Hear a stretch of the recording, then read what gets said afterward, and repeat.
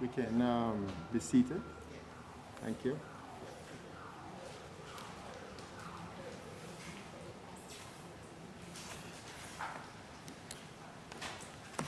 My glasses are not cooperating.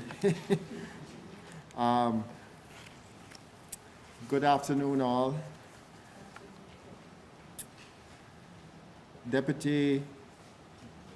I'm Stephen Dare, Chairman of the Board of Management.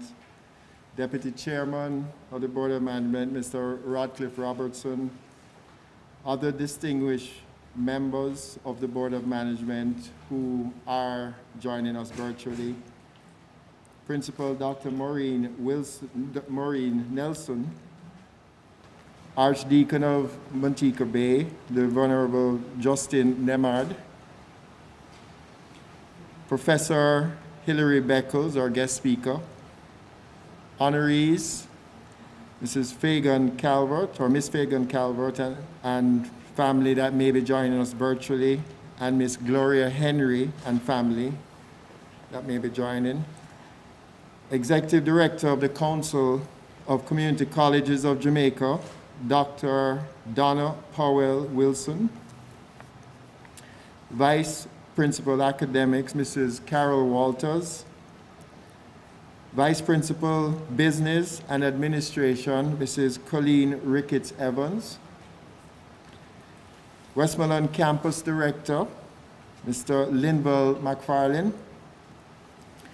Former members of the Board of Management, retired Principal Dr. Angela Samuels Harris, Honorary Fellows of the Montego Bay Community College, principals and representatives of the colleges and universities, President of Montego Bay Community College Alumni, very proud of them, Mr. Charles Ramsey, other distinguished guests, deans and associated deans, directors, lecturers, executive members of the Student Council, very proud of them as well, graduands, family members and well-wishers who have joined us virtually,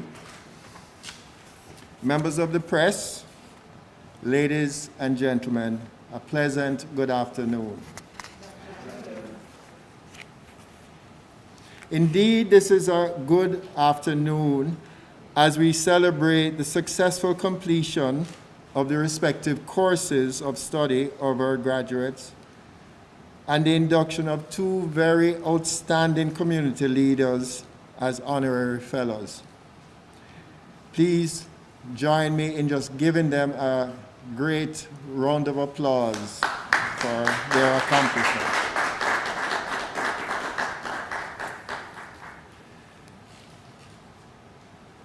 To get our graduates to this occasion, I must acknowledge the commitment and dedication and dedicated work of the members of the various faculties, led by the respective faculty deans and associate deans, lecturers, and I want to acknowledge the challenging and changed tutoring environment the faculty or faculties have faced in the last 12 months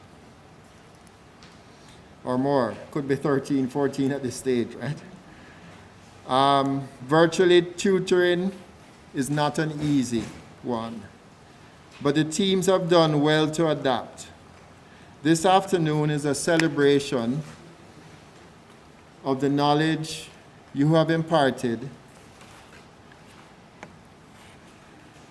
on the graduates, the opportunity you have given, and gift you have given that continues to give for their life.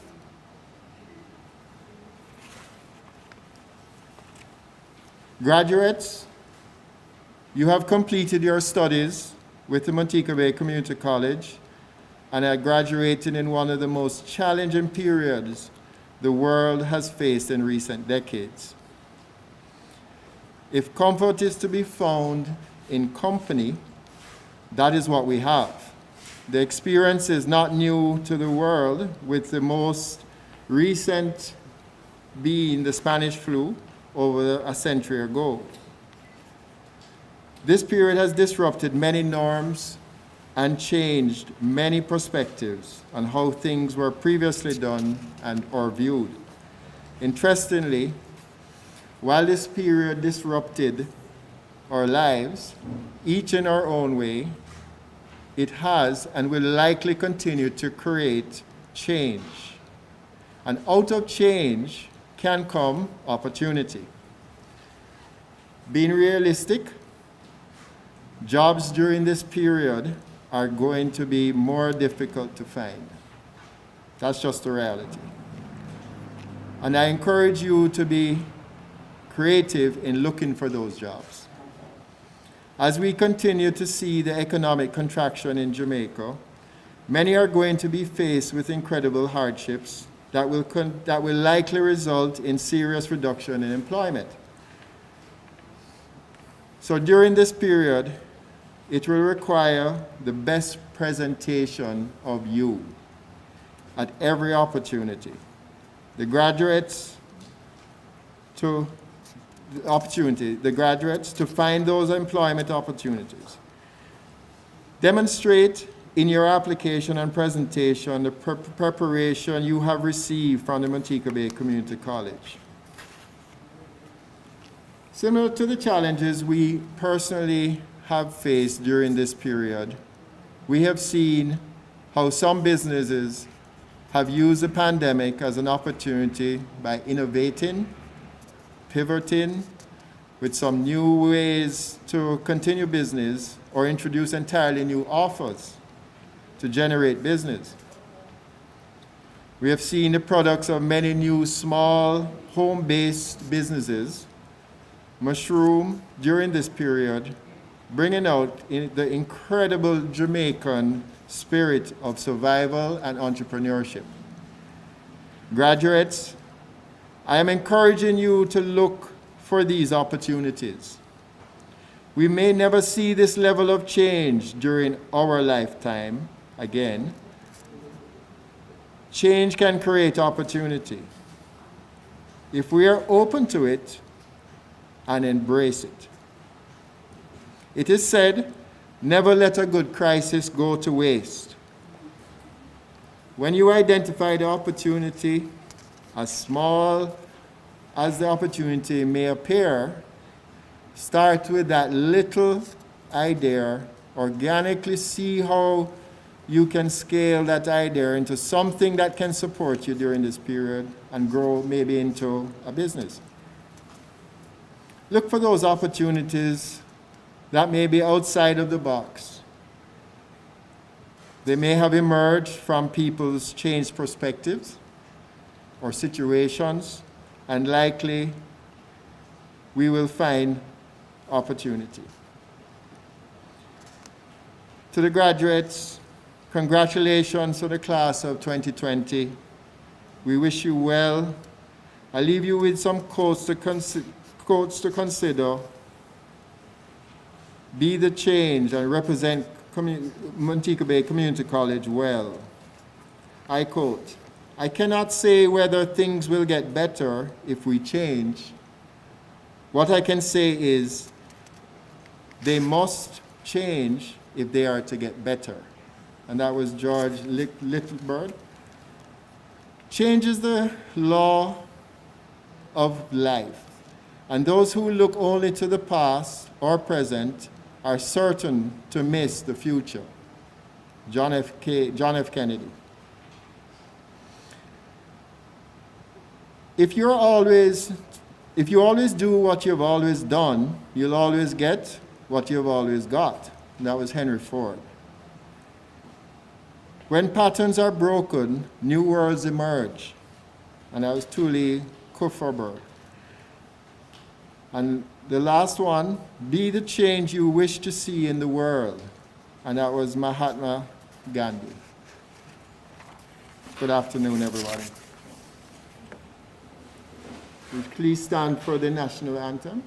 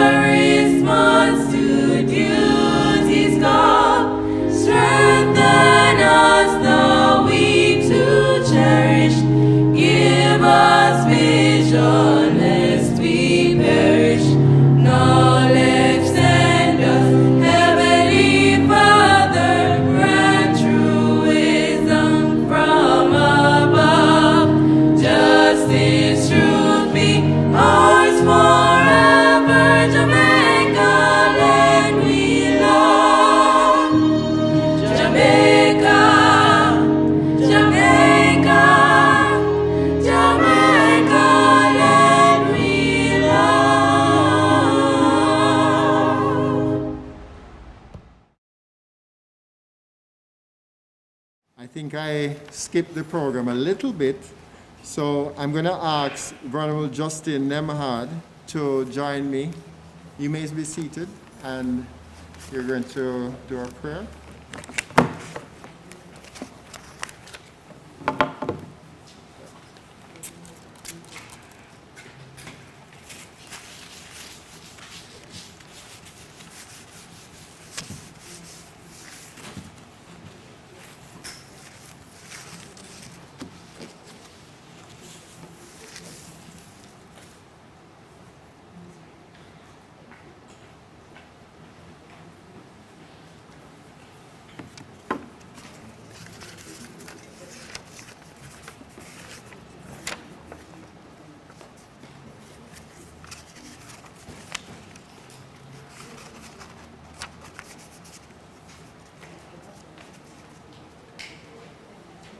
Let us be conscious of God's presence with us. Our help is in the name of the Lord, who has made heaven and earth.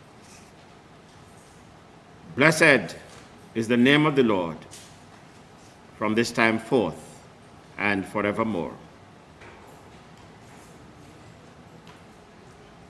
We acknowledge your presence with us, O God.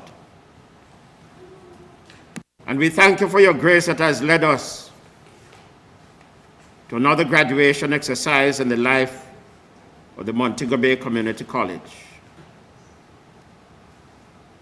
We are mindful of the challenging times in which we are passing and shortcomings due to COVID-19. But we rejoice and give thanks for your many blessings in this time of difficulty,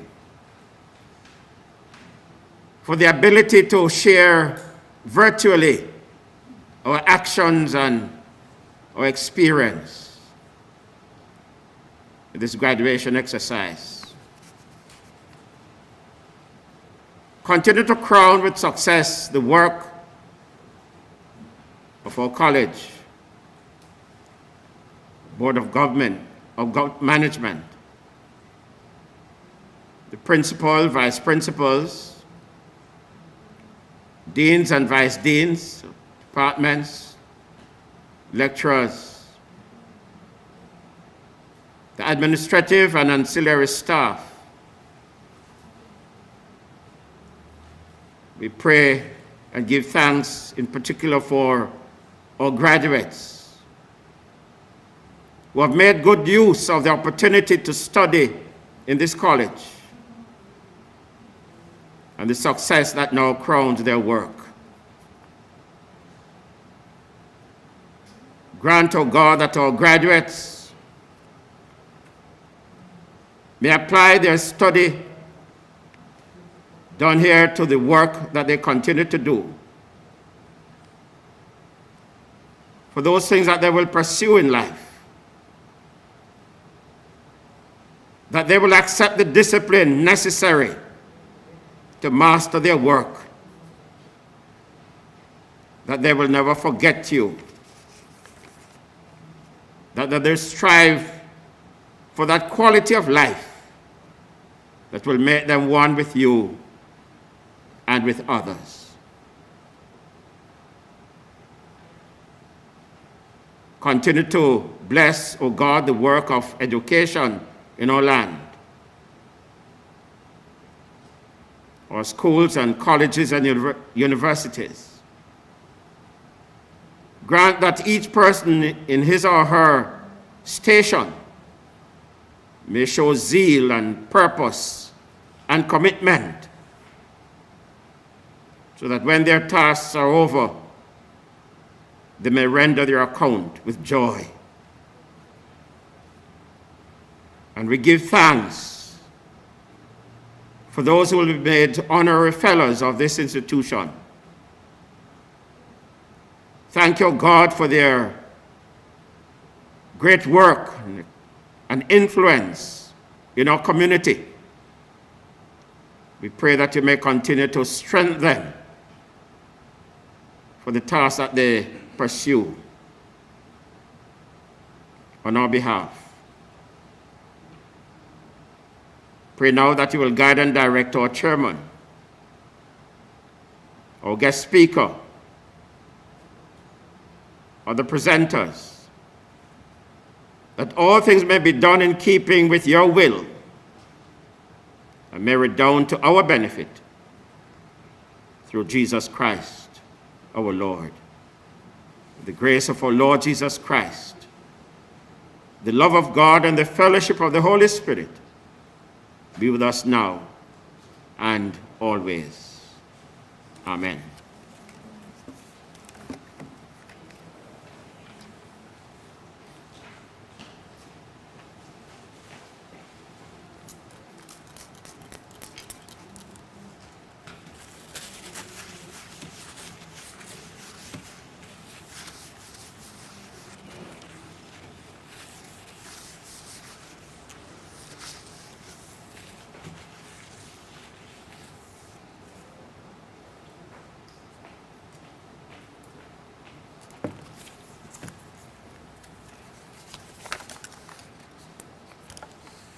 So before I introduce Dr. Nelson, I want to tell you that Montego Bay Community College last year is turned 45 years old and has had an incredible track record in those 45 years.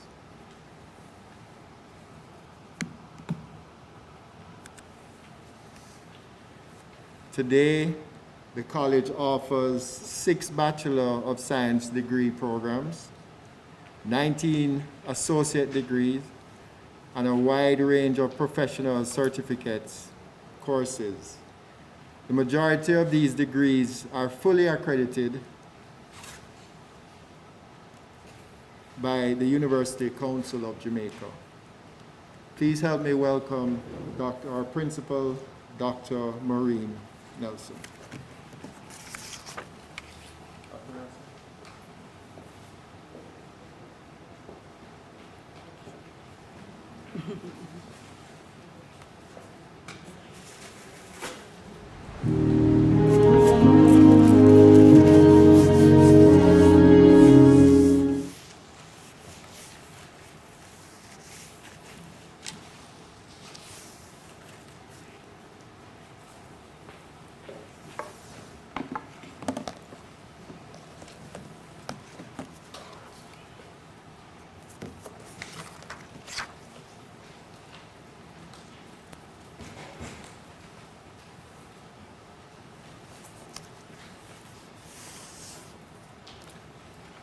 Chairman of the Board of Management, Mr. Stephen Dare, our Deputy Chairman of the Board, Mr. Rodcliffe Robertson, other distinguished members of the Board of Management who have joined us virtually, Archdeacon of Montego Bay, the Venerable Justin Nemhard, guest speaker, Professor Hilary Beckles, honorees, Ms. Fagan,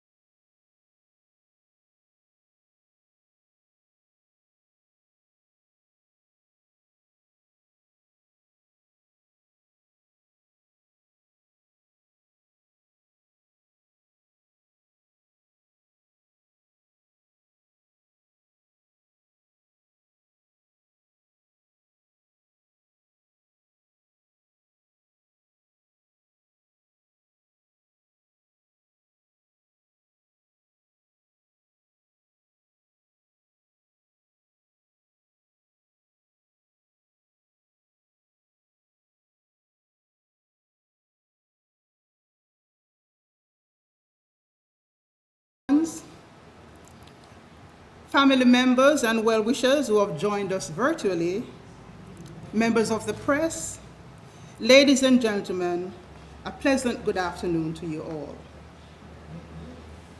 Let me welcome you to the presentation of graduates of Montego Bay Community College, class of 2020. Let me, on behalf of the Montego Bay Community College family, welcome everyone who have joined us this afternoon in this celebration. We are indeed extremely happy that you have joined us virtually this afternoon, despite all the challenges imposed by the restrictions due to the pandemic.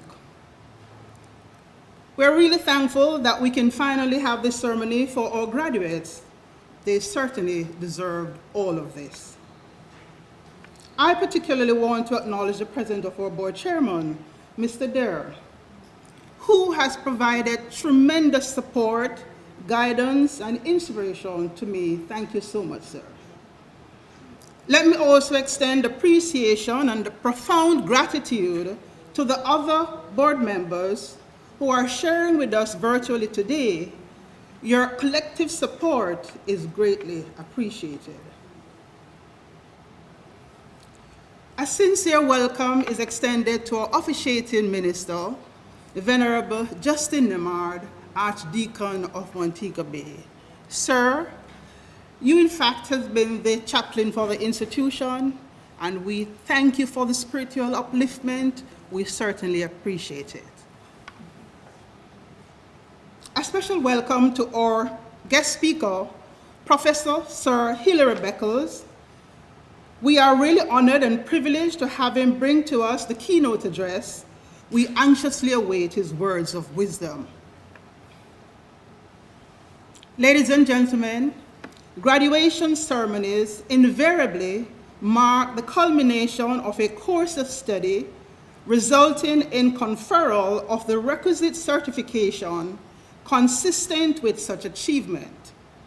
It is therefore a period of celebration, reflection, and transition, oftentimes from one stage of life to another.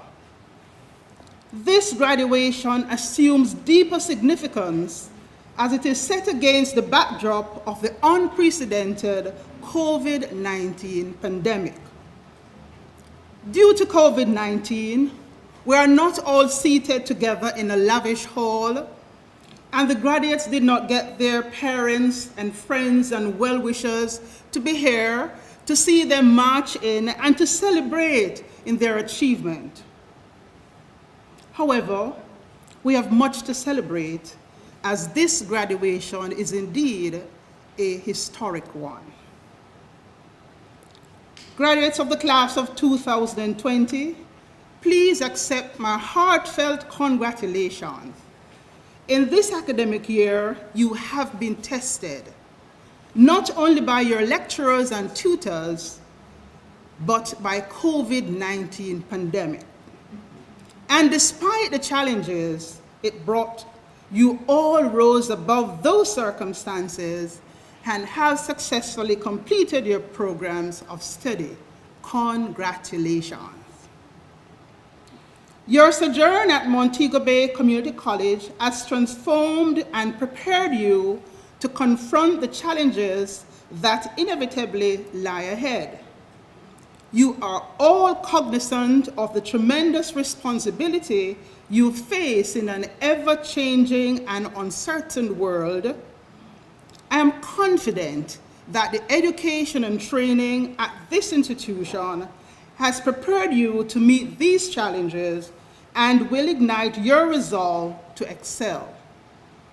I wish you success and fulfillment in all your undertakings.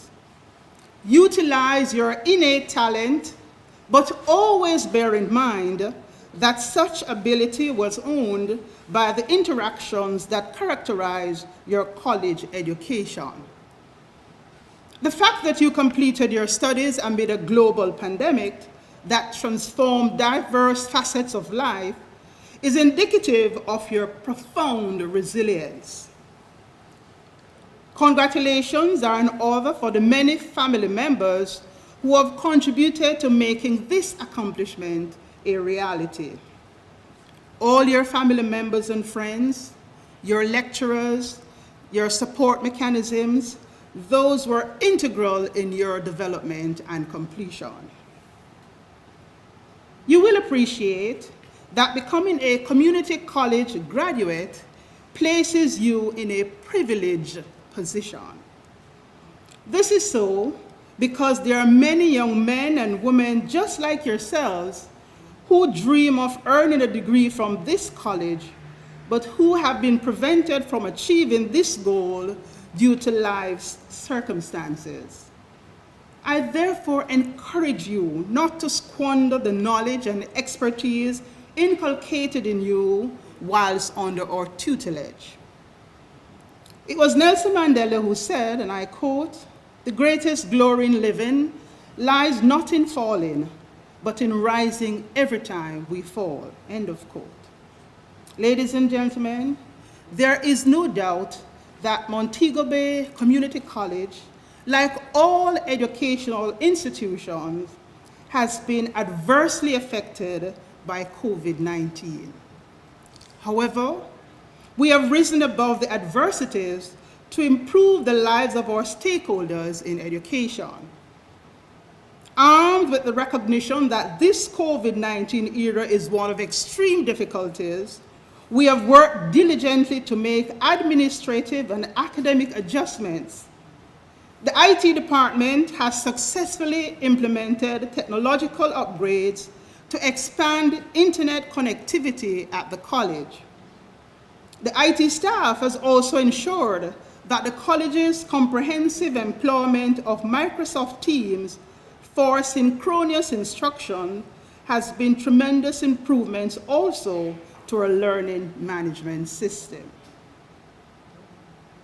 Importantly, the college has procured electronic devices for staff, and we bought some tablets for some of our students to facilitate the online learning. We have also acknowledged the value of staff training to address the demands of the virtual space and have ensured that there is continued professional development in online methodologies for our lecturers. This professional development has been embraced by the dedicated lecturers who have been the burning desire to see their students succeed. The complexities of these unprecedented times have compelled the administration to make prudent decisions regarding the management of the college so we can adopt the online modalities.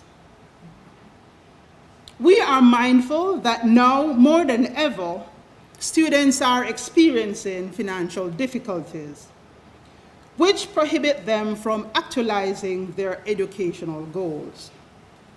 I'm happy to report that for this academic year, in an effort to mitigate the student attrition, we adjusted and extended the payment arrear, which provided sponsorship for 9 students, and I must express my gratitude to the National Commercial Bank for their investment in tertiary education. Moreover, we had encouraged the qualified students to apply for the Government of Jamaica's K-13 program, which provided some financial support towards their tuition fees. I must say that we owe a debt of gratitude to the Jamaica Cultural Alliance in USA, led by Executive Director Mrs. Dorothy McLeod, who provided educational grants for 6 of our bachelor students so that they could complete their program. In addition, the support services have made amendments to their operations to assist our students. The library has improved our students' digital literacy through the promotion of greater utilization of scholarly online databases. The library is therefore able to meet the research needs of all of our students. The Student Services Department continues to provide psychosocial support for students through counseling and other sessions. The college's clubs and societies have been meeting virtually, and have continued their projects and mandates of community involvement. The faculties have made efforts to enhance the academic development of students by facilitating their participation in virtual workshops. I take this opportunity to applaud the Board of Management, the Vice Principals, Mrs. Walters and Mrs. Evans, the Campus Director, Mr. McFarlane, our senior management team, all the deans and associate deans and directors, our academic, administrative, and ancillary staff for the commendable manner in which they have worked to meet the challenging situations to guarantee the sustained development of the college despite the pandemic. I should add that our present and past students continue to excel in various fields, due mainly to their instructions while at Montego Bay Community College. We are exceedingly proud of their accomplishments.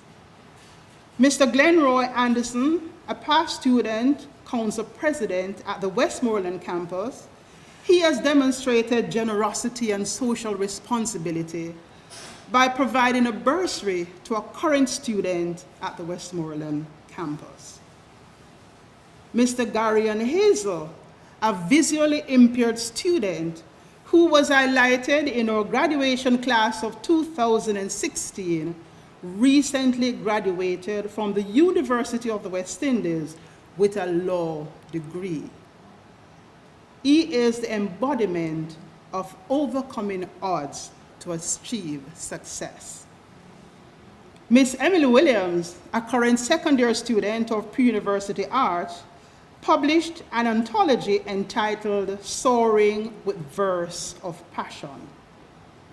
Interestingly, two of our students who are enrolled in our Mandarin course, Imani Phillips from the Construction and Technology Associate Degree Program and Lauren Chen from the Associate Degree Business Program, they won awards for their performances in a Mandarin contest judged by professionals in China under the tutelage of Mr. Wang, our Mandarin lecturer. That is something that I'm really proud of, really proud of.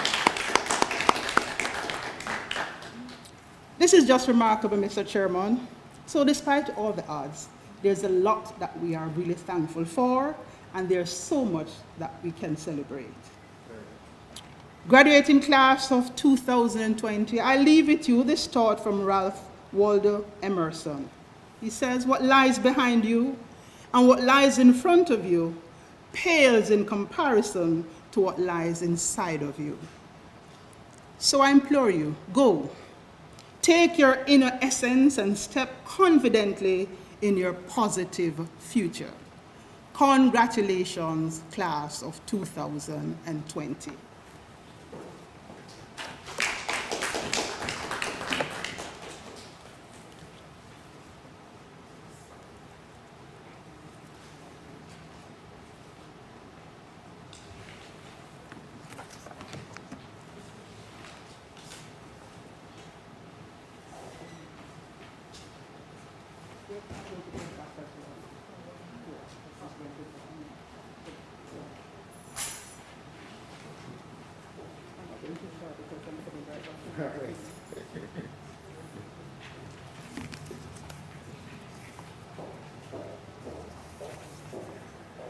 So you can see we constantly sanitize at the podium here, which is it's a sign of the times that we're in. Okay, so with great pleasure, I get the honor of calling on as chairman of the Montego Bay Community College. It gives me great pleasure to announce the 2020 Honorary Fellows.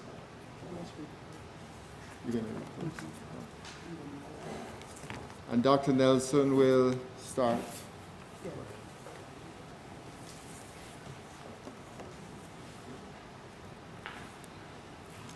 Designation of an honorary fellow in the Montego Bay Community College is awarded to individuals who have demonstrated extraordinary and sustained contributions to the college or Western Jamaica throughout their careers.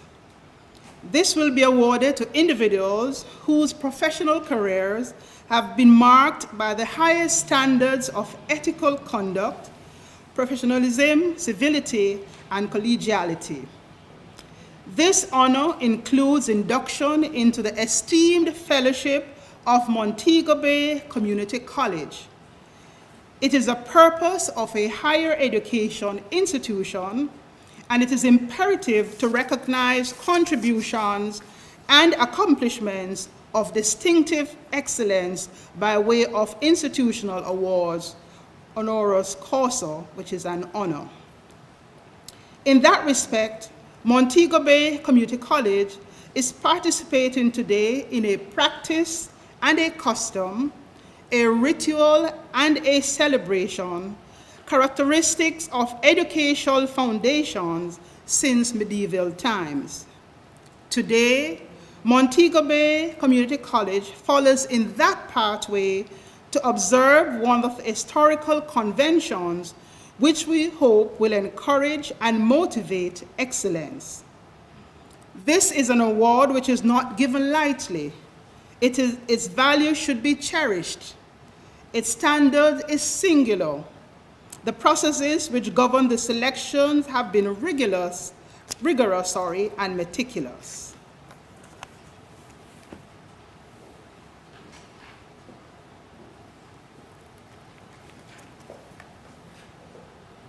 So I want to say that both the honorees are very, very close to me, and as chairman of Montego Bay Community College, it gives me great pleasure to announce the 2020 Honorary Fellows,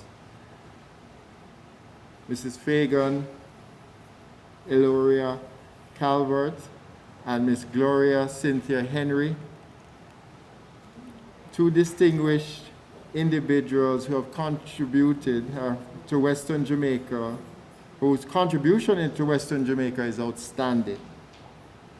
Montego Bay Community College is proud to salute them as the 8th set of honorary fellows and induct them into our company of fellows. I now call on the orator, Miss Edris Johnson, to read the citation for Miss Fagan Calvert and Miss Gloria Henry for their induction into the Company of Fellows of the Montego Bay Community College.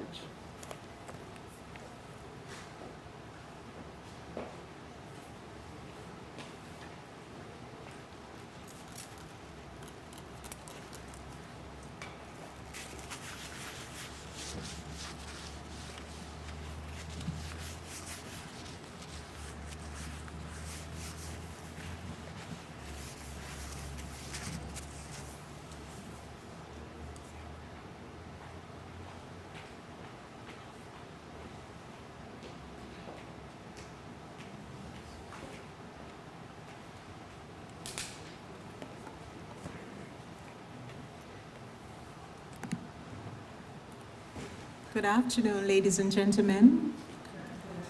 Could you please stand, Ms. Fagan Calvert?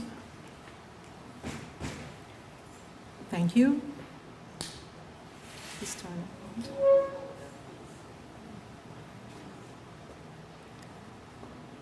Citation to Miss Fagan Calvert, JP, Diploma Honors UTEC, FCA, FCCA. True leadership lies in guiding others to success, in ensuring that everyone is performing at their best, doing the work they're pledged to do, and doing it well. Bill Owens. Ms. Fagan Calvert, this statement personifies your extraordinary career as a consummate professional who has had profound influence on the Montego Bay Community College. Your distinguished service to the Board of Management spanned various roles, including the Community Representative, Chairman of the Finance Committee, and ultimately the Chairman of the Board of Management. Undoubtedly, your meticulous attention to detail, coupled with the tenets of your modus operandi of diligence and dedication, resulted in your tenure being exemplified by excellence. As Chairman of the Board of Management, you boldly addressed the financial challenges of economic instability in education sector and significant reductions in government allocations to community colleges. Through your incisive mind, creativity, and brilliant business acumen, you transformed the difficulties into tremendous physical development of the college. Consequently, the canteen facility and student service building, along with the new administrative block and workforce development buildings, were erected under your sterling stewardship. Ms. Calvert, you were instrumental in assisting the college in streamlining, modernizing, and improving the financial management systems. Your level of expertise and vigilance facilitated greater meticulosity of the accounting staff. With your guidance, new policies were implemented for the audit procedures to be realized. As chairman, you operated at the highest level of integrity with accountability and probity as your hallmarks. Given your wealth of knowledge in the industry of finance and auditing, you would assess the financial operations of the institution and make the necessary recommendations toward best practices in the accounting department. You generously shared your auditing experience and provided requisite support on the treatment of matters related to taxes and statutory deductions. Furthermore, your outstanding interpersonal skills, characterized by openness and humility, and your level of dependability and reliability are commendable. Like Mahatma Gandhi, you believe that the best way to find yourself is to lose yourself in the service of others. Therefore, you've offered outstanding service and an unwavering commitment to the institution. Hence, you improved working conditions by authorizing the procurement of ergonomic furniture for academic and administrative staff and approve uniforms for administrative staff to enhance their professional presence. The Montego Bay Community College lauds your inclusive approach to leadership as you ensured that written standard operating procedures were formulated for the administrative department, which extended to all departments and faculties of the institution.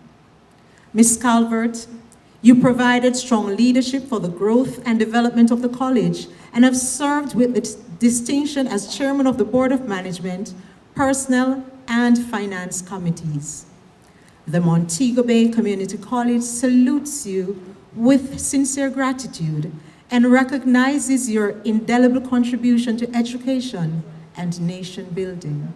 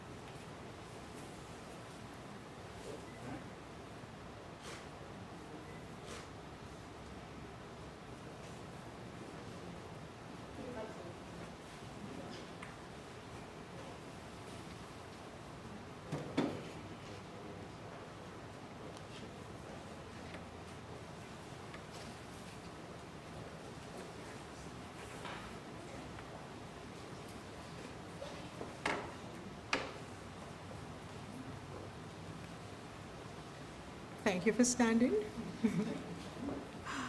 Citation to Miss Gloria Henry, BSc, EMBA.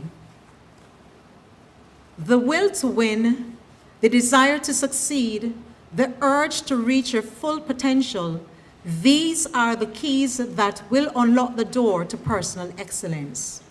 Miss Henry, these words penned by Confucius exemplify your distinguished life and career to date as one characterized by diligence, success, and a personal sense of excellence.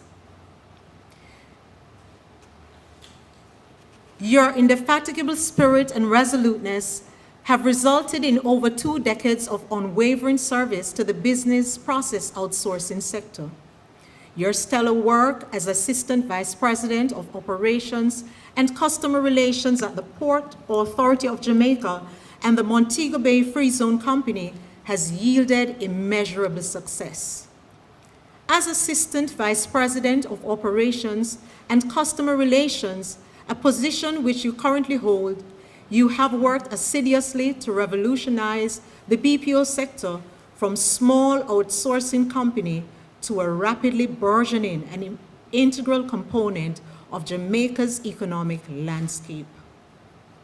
Your judicious innovation and strategic management have resulted in the attraction of foreign investment in varied projects. Notably, the expansion of the BPO sector have provided numerous opportunities and the significant development of Jamaica's human capital. As a firm believer in the value of lifelong learning, you have not only established yourself as a scholar, but provided opportunities for training of others. As president of the Business Process Industry Association of Jamaica, now referred to as the Global Service Association of Jamaica, GSAJ, you have provided exemplary leadership, expert negotiating skills, and forged important partnership for further economic advancement. You have the intellectual astuteness to perceive challenges as catalysts for expansion, thus demonstrating your positive worldview and resilience.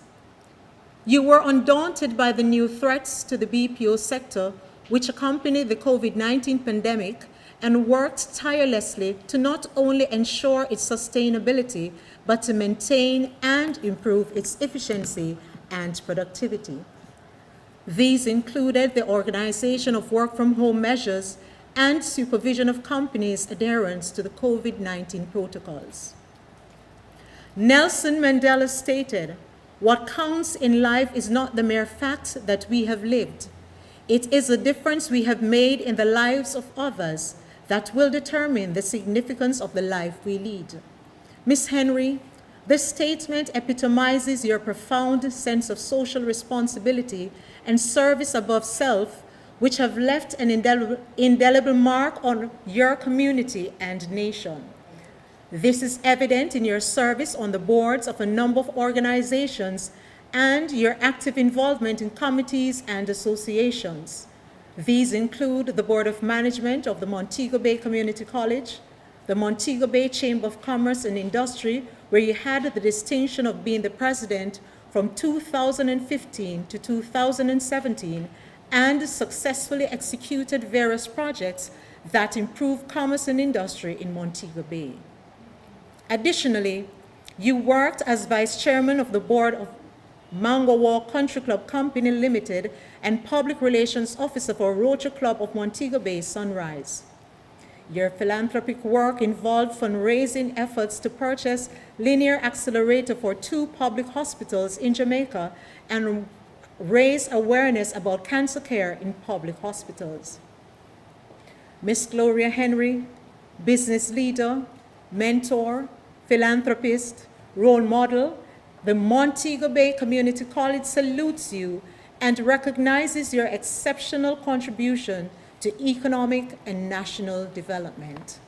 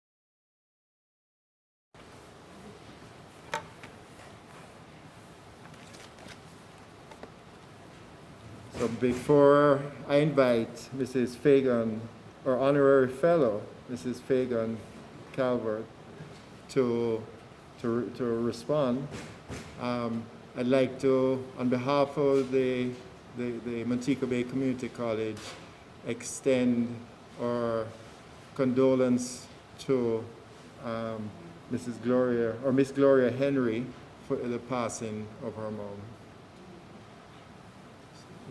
Ms. Calvert.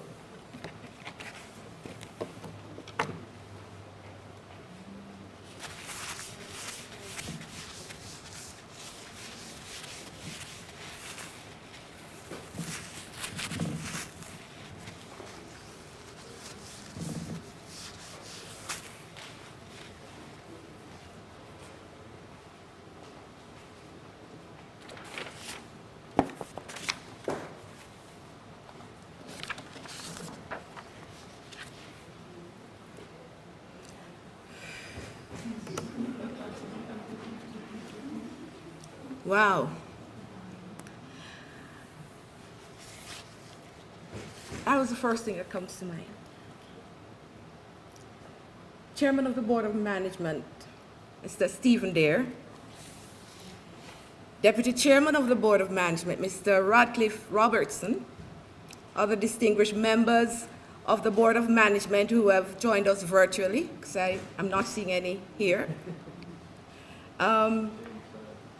Principal Dr. Maureen Nelson, Archdeacon of Montego Bay, the Venerable Justin Nemard, so good to see you today. Our guest speaker who will join us, I believe, virtually, Professor Hilary Beckles, Executive Director of the Council of Montego Bay, of Community Colleges, of Jamaica, Dr. Donna Powell Wilson, Vice Principals,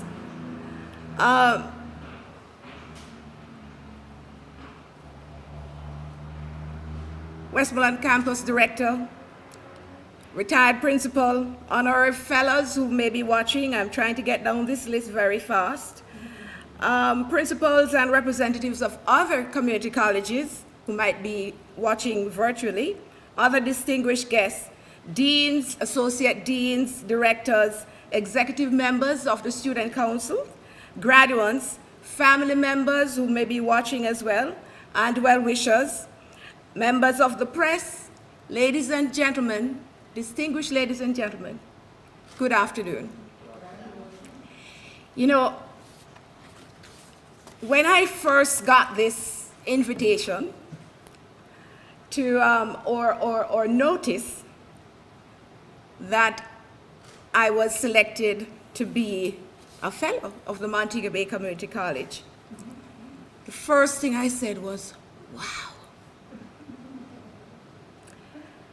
But before I go further, I just want to give warmest congratulations to my fellow honoree, my friend, Miss Gloria Henry, and to all the graduates of the Montego Bay Community College, the University College of Western Jamaica. Those who will be receiving their degrees and certificates today.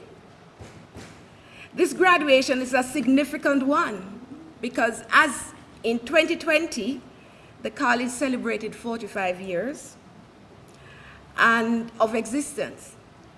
But when I think back now and I'm seeing what's happening, never in my wildest dreams, wildest imagination, would I have perceived such a pandemic of such magnitude, causing such chaos the world over.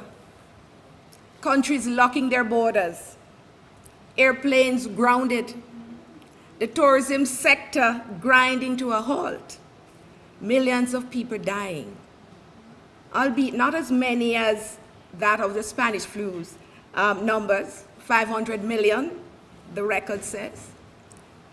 No school, no college classes, from basic school to university, down to the very graduation ceremony that we're having today, postponed from 2020. From my recollection, graduation is always held in either October or November. And here we are in April 2021 having that graduation. Well, this afternoon I'm thanking God for his mercies that have kept us to this day. Some of us may have lost loved ones in this pandemic, but us here, our lives have been spared, and God has a reason for that.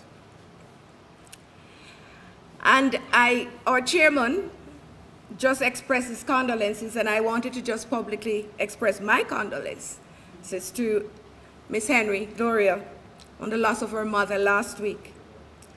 And I just want to say, keep strong, Gloria. Keep the faith.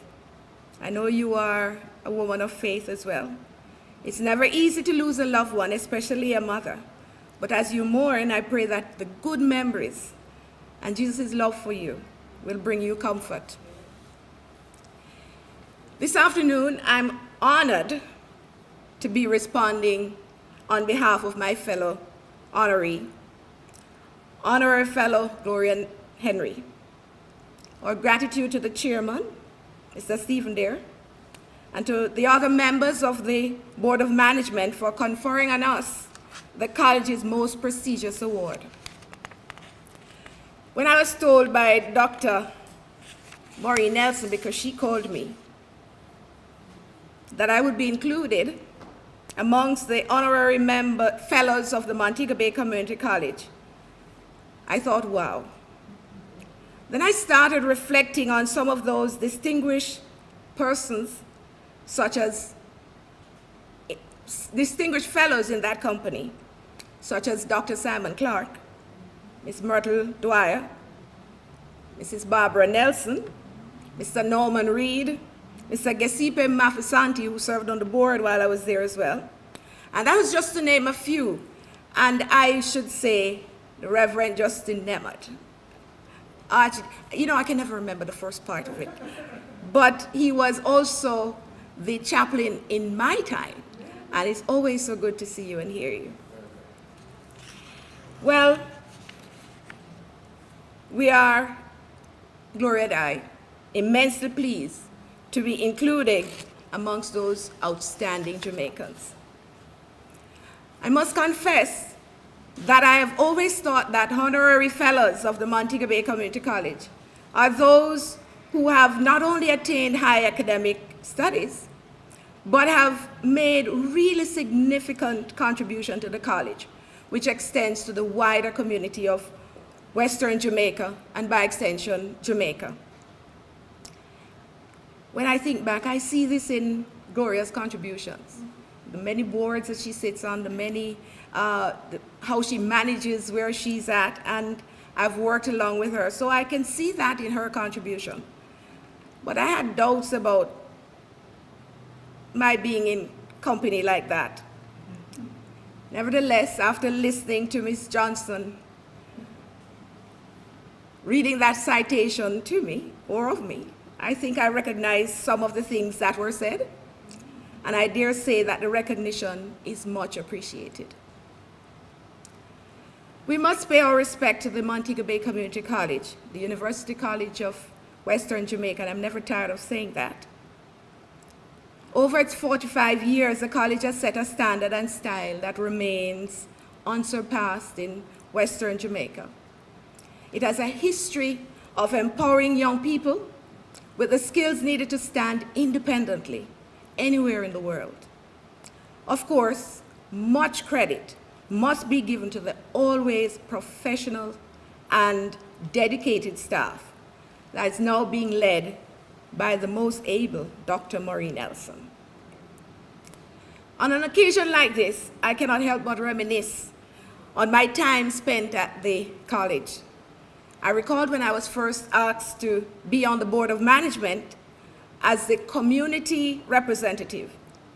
I was a member of the Board of Directors of the Montego Bay Chamber of Commerce and Industry. And so was Gloria at the time when she was asked as well to serve on the board. It turned out that I was also a part of the first batch of students at the Montego Bay Community College. only I was located at Mount Alvernia High School campus as part of the sixth form that was transitioning from sixth form to community college. For me, I was not at a community college, I was still in sixth form. I also recall when the then chairman, Bishop Dr. Howard Gregory, supported by the board, asked me to be the deputy chairman of the Board of Management. I didn't think I was up to that task, but then I wasn't the one in the hot seat. Bishop Gregory was, and he was the most able chairman that you could find. After Bishop Gregory left, I was asked to chair the board. Again, I didn't think that I was up to the task, but I had one of the best principals at the helm, a visionary, a forward thinker, Dr. Angela Samuels Harris. I knew then that my job as chairman would be made easy by her presence. And Dr. Samuels, I hope you're watching virtually as well. It was such an easy task to be chairman. And I want to say a big thank you to you, Dr. Samuels Harris. Well, again, we want to say heartiest congratulations to the graduates of the class of 2020 and to the Board of Management led by Mr. Stephen Dare, to the principal, academic, and other members of staff. Keep up the wonderful work at the Montego Bay Community College as we wish you another 45 years of sterling contribution to Western Jamaica. Today, Ms. Henry and I humbly and gratefully accept this honor and express our heartfelt appreciation for including us in your prestigious company of honorary fellows. Blessings.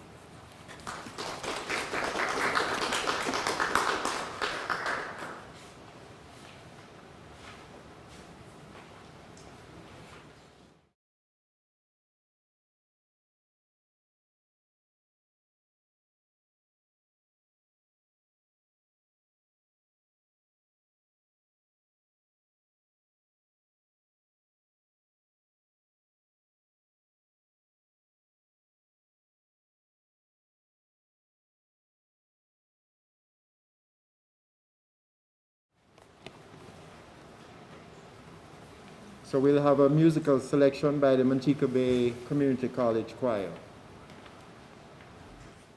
I'm gonna make a change for once in my life. It's gonna feel real good. Gonna make a difference. Gonna make it right. As I turn up the color on my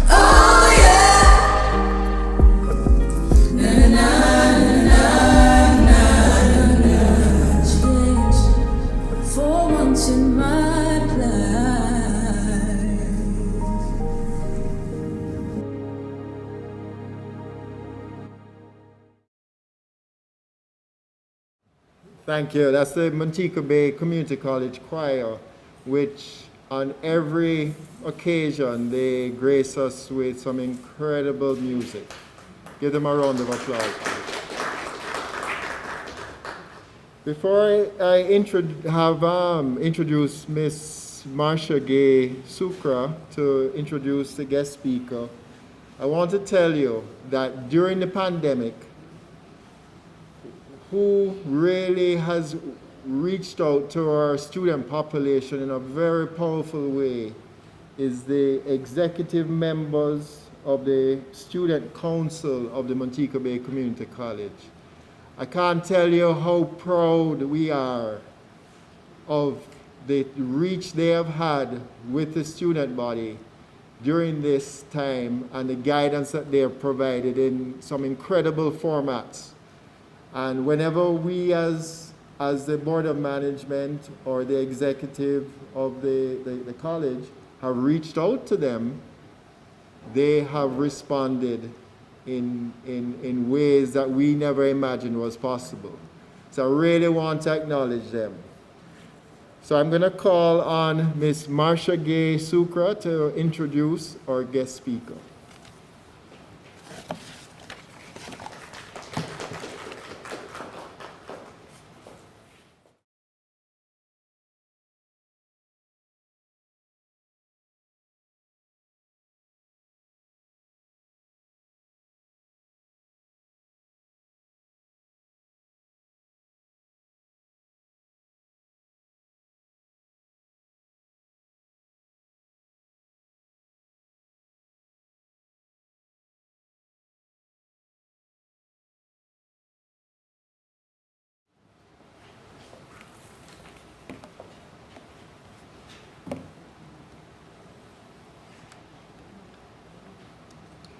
Chairman of the Board of Management, Mr. Stephen Dare, Deputy Chairman of the Board of Management, Mr. Rodcliffe Robertson, our distinguished members of the Board of Management who have joined us virtually, Principal Dr. Maureen Nelson, Archdeacon of Montego Bay, the Venerable Justin Nemhard, Guest Speaker, Professor Hilary Beckles, Honorees, Ms. Fagan Calvert and family, Ms. Gloria Henry and family, Executive Director of Council of Community Colleges of Jamaica, Dr. Donna Powell Wilson, Vice Principal of Academics, Mrs. Carol Walters, Vice Principal of Business and Administration, Mrs. Colleen Rickett Evans, Westmoreland Campus Director, Mr. Linwall McFarlane, former members of the Board of Management, retired Principal Dr. Angela Samuels Aris, Honorary Fellows of the Montego Bay Community College, principals and representatives of other colleges and universities, other distinguished guests, deans, associate deans, directors, lecturers, executive members of the Student Council, graduands, family members and well-wishers who have joined us virtually, members of the press, ladies and gentlemen, good afternoon to you all. It is an honor to be tasked with introducing today's guest speaker. This day will be recorded in history as one of those exceptional and wonderful moments because of our invited guest, who is known to have widespread Caribbean and global recognition for his academic achievements and leadership expertise. The 8th Vice Chancellor of the University of the West Indies is a distinguished academic, international thought leader, a United Nations Committee official, and a global public activist in the field of social justice and minority empowerment. His name resonates the essence of dedication, service, and excellence. In dedication to achieving, after graduating with a bachelor's degree in economic and social history and a PhD from the University of Hull, he joined the University of the West Indies. His distinguished record of published research propelled him to the rank of reader, and at the age of 36, he became the university's youngest scholar to be promoted to a personal professorial chair. He served the university as Professor of Economic History, Pro Vice Chancellor for the undergraduate studies, and Principal of his Cave Hill campus in Barbados for 13 years. He has lectured extensively in Europe, the Americas, Africa, and Asia, and has published over 100 peer-reviewed essays in scholarly journals and over 13 books on subjects ranging from Atlantic and Caribbean history, gender relations in the Caribbean, sport development, and popular culture. He sought to push the frontiers of knowledge and through his publications initiate new fields of inquiry. As Vice Chancellor of the University of the West Indies, he conceptualized the university's AAA strategy, which is committed to leveraging the resources and capabilities of the university in the quest for revitalization of Caribbean development. In service, he has served in many capacities, which include an inaugural member of his Science Advisory Board on Sustainable Development, an advisor and consultant to the UNESCO Cities for Peace Global Program, and was an advisor to the UN World Culture Report. He was appointed an editor of the 9th volume of UNESCO's General History of Africa, which is conceptualized around the theme Global Africa. He is a long-serving director of the Sagicor Financial Corporation, a director of the West Indies Cricket Board and the West Indies Cricket World Cup Incorporation. He is also founder and director of the CLR James Center for Cricket Research and founder and chairman of the West Indies Cricket Board's Cricket High Performance Center. He is also vice president of the Commonwealth Advisory Body of Sports and Development, which advises sport ministers on the planning of the Commonwealth Games. He is the chairman of the Caribbean Examination Council, the former chairman of the University of the West Indies Press, president of Universities Caribbean, and a director of the Global Tourism Resilience and Crisis Management Center. He served as an associate member of the London University Legacies of Slavery Project and the Universities of Hull's Wilberforce Institute for Slavery and Emancipation. In excellence, for his outstanding academic leadership and public advocacy in 2015, he was invited by the President of the UN General Assembly to deliver the featured address during the sitting in which the period 2015 to 2024 was declared the UN Decade for People of African Descent.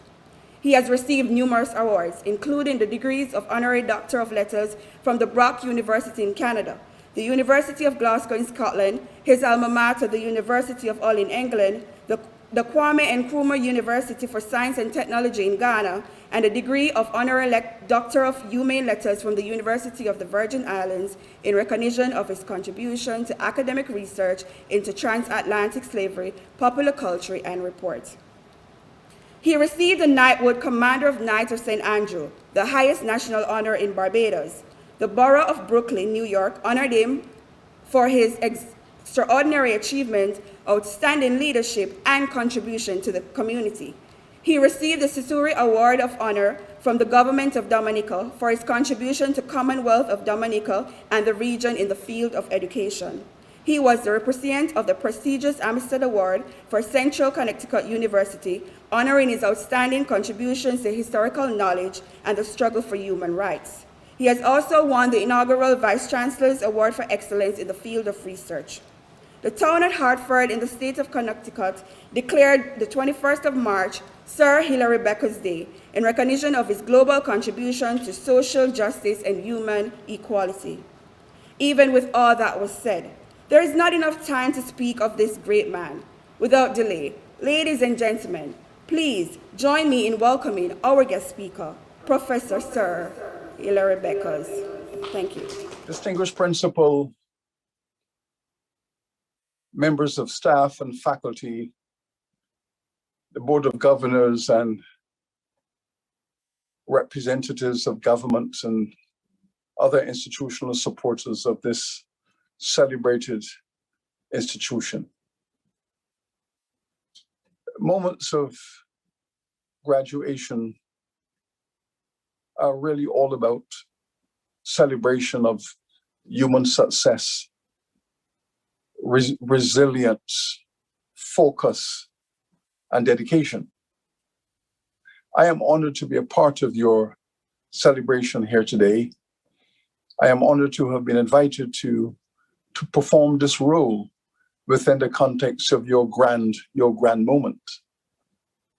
I'm fully aware that as you reflect upon this moment, you're asking yourselves as you toast your accomplishment, as your families embrace you and your loved ones tell you how proud they are of your achievement. And this is all very good because you are entirely deserving of it. But you will be asking yourself this fundamental question as you celebrate and reflect simultaneously, what next? Some of you might think, well, it's a bit soon to contemplate the next stage.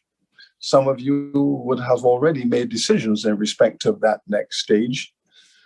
Most of you will be quite correctly asking if the foundations of my current course of study, whether it has laid the foundation for what I would love to do in the next stage. But it's all very exciting to be at the crossroads, wondering, should I go left? Should I go right? Should I go straight ahead? All of those kinds of questions you will discuss with your families, your friends, and your loved ones. And this is a wonderful moment. I would urge that you take time as you celebrate and as you reflect. But if I may have the audacity to offer a suggestion within the context of your reflection, I would suggest that you give tremendous contemplation to the idea of going on into further study. You might very well say, well, I am an academic from the higher education sector, and therefore it might be self-serving for me to say so. You might very well quite reasonably argue that I'm making a plug for some of you to come on to UWI, your University of the West Indies. But I would wish to assure you that these are not my primary considerations. My considerations in offering the suggestion of the choice of going on into further studies is much more broadly developmental. I'm thinking of you as a citizen of Jamaica, an emerging nation. I'm thinking of the role that you're going to play in building your nation, supporting your families.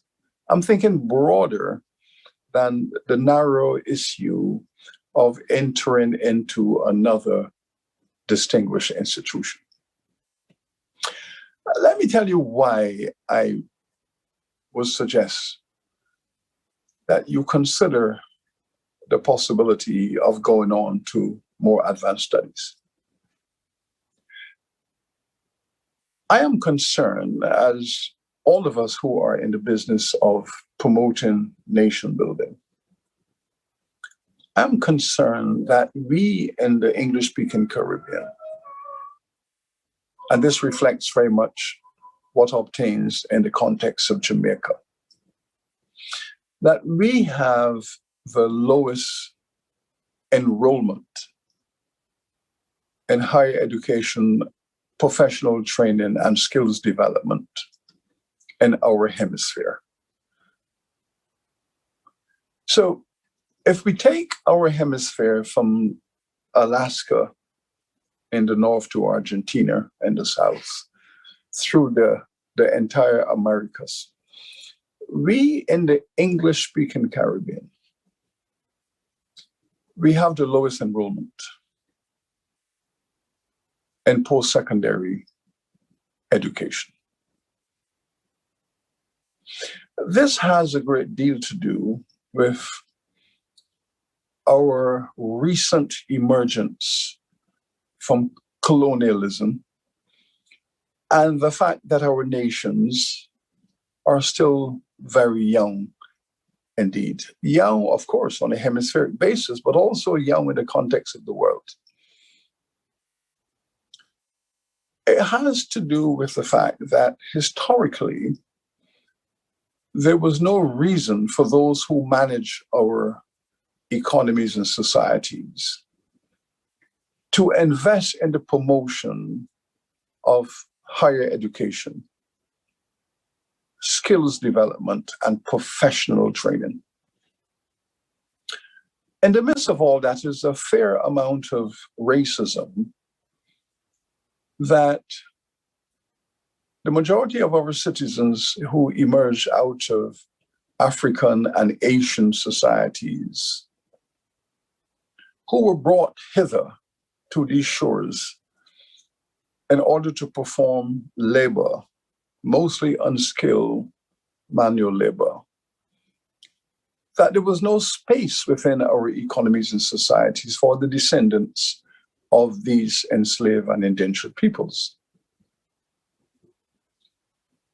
But there's also something to be said that our new nations that emerge from the rubble of colonialism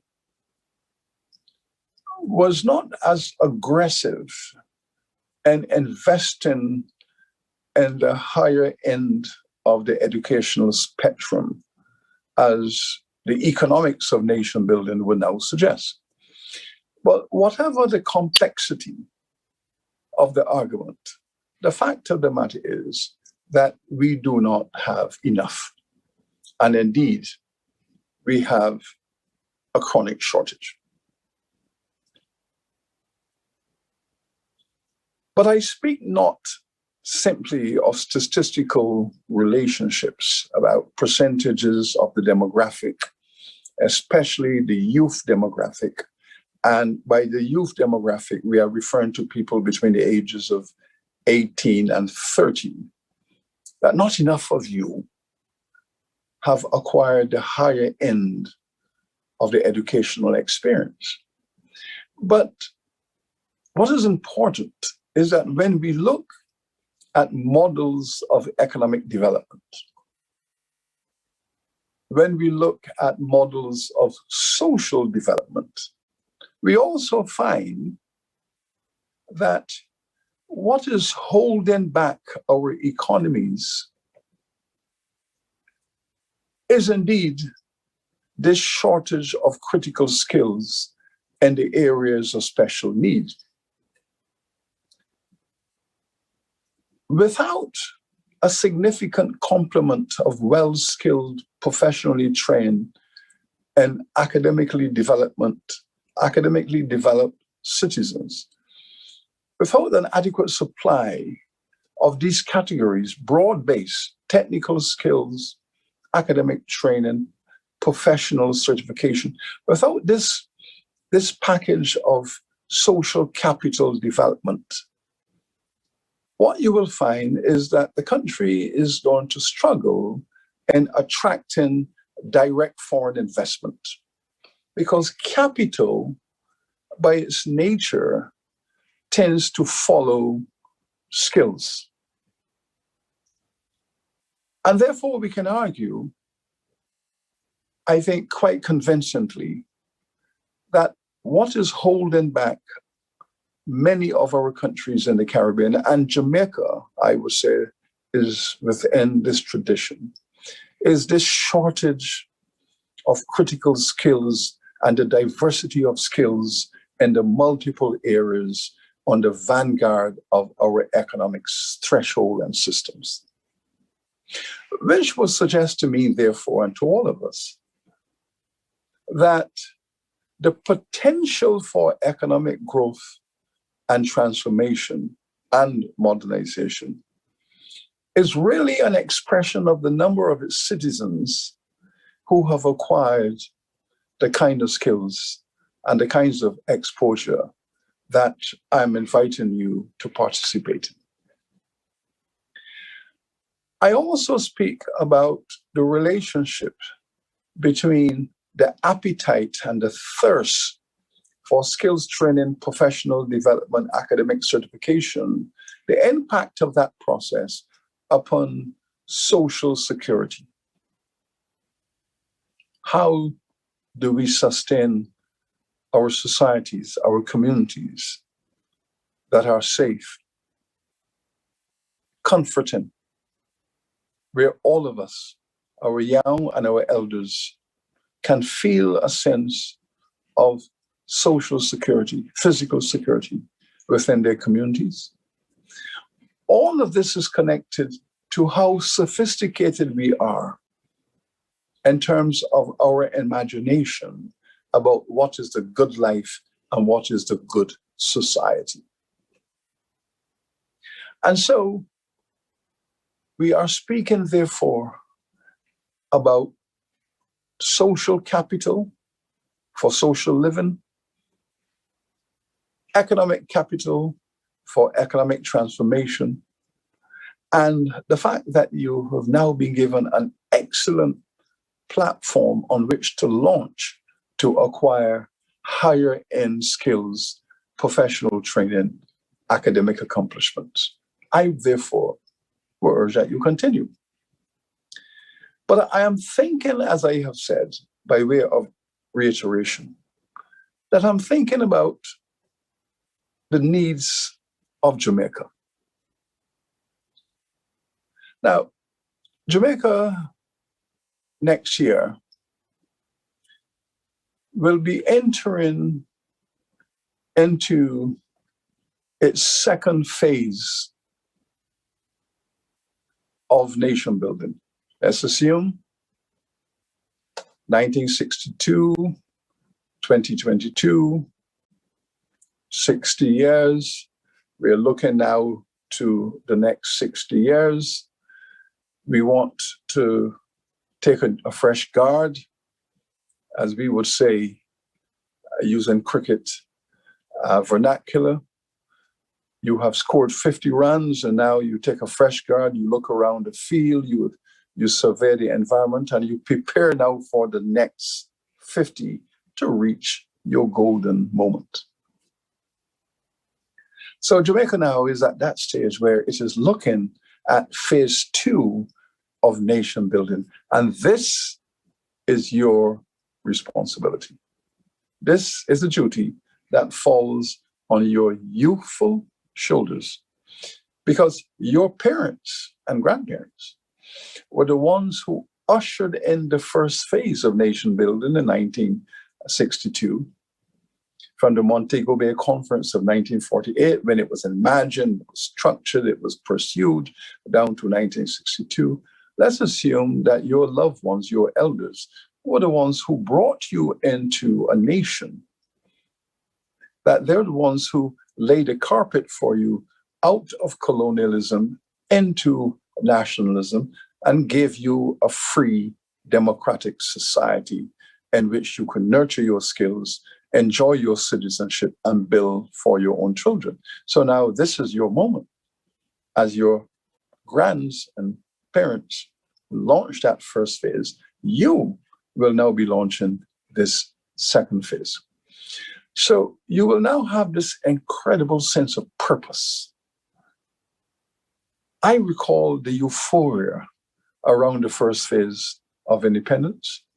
I was just getting ready to leave primary school and enter secondary school when the new flag was raised, the national anthem was performed with gusto, and we had that tremendous sense of achievement. Yes, we have exited slavery, we have overthrown colonialism, and now we are free at last. Now we have done some remarkable things. There is no doubt that there have been tremendous achievements in these last 6 decades, no doubt about it. You just look around and you see all the evidence of success. Democracy, fully entrenched, legal and judicial systems functional. But we can all say, yes, that there are some areas that should now become the basis of the phase 2 agitation. Yes, we need to improve social security. Yes, we need to make our economy much more sophisticated, much more modern. Yes, we need to make our social system more egalitarian, greater equity. Yes, we have to emphasize issues around gender to make sure that women are treated equally within their citizenship. Yes, we have to make sure that the younger people are inspired with good leadership. Yes, we have to look at the issue of food security. How do we make sure that we're all eating good, wholesome, and healthy foods to nurture our bodies, to make us strong? All of these issues. Yes, do we have enough capacity in higher education? and skills training. There are always new areas to focus our imagination as young citizens. There's always incomplete work. One of the big projects of the 1948 conference on nation building in Montego Bay, one of the big issues was slum clearance, that nationhood, independent government should target and eradicate slums so that all of our citizens can live in environments that are wholesome. Yes, across the Caribbean, we have not done enough to eradicate these environments that are considered not 21st century standards. So there are lots of issues, burning issues, that will require your skills, that will require your professional competence, that will require your academic visioning. So I urge that you go on, that you take that higher step. As I said, not because I have a personal interest or a professional interest in welcoming you into any of our universities. No. I would love to see that, and I would love to shake your hand one day. But it is that I'm imagining your future. I'm imagining our future in which you have a critical role to play in the next phase of transformation and development. And we can only achieve it and do better in the second phase than we did in the first phase if you have your sleeves rolled up and you are prepared to push your nation up, higher, and onward. You will need the skills, the competence, and the visioning. And we will need more of you for the second phase than we needed in the first phase. So as I congratulate you, as I join in your celebration of your accomplishments, as I say to you and your family and your loved ones, well done. As I say to this Montego Bay Community College, this noble institution, well done. As I say, therefore, in this moment of triumph, that you have been tested as a pandemic generation in a way that no generation of students have ever been tested, that you have been tested and that you have proven to be resilient and successful, and therefore worthy of special celebration. I celebrate you. I honor you. But I urge that you give some consideration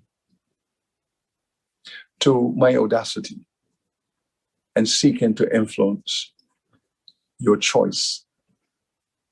I wish you all the best. I am honored to have been a part of this moment, and I wish for you all the best that society can offer. Thank you and congratulations. Distinguished Principal.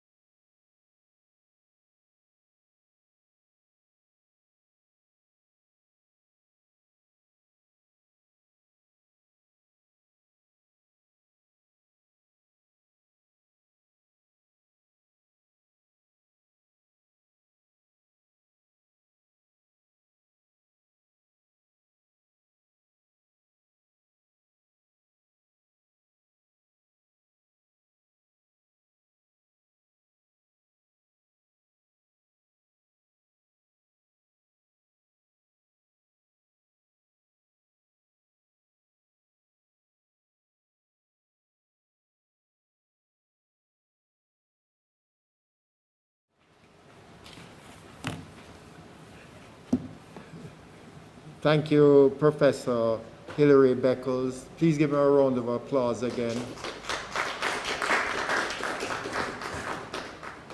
The Montego Bay Community College Choir will give us a musical tribute next.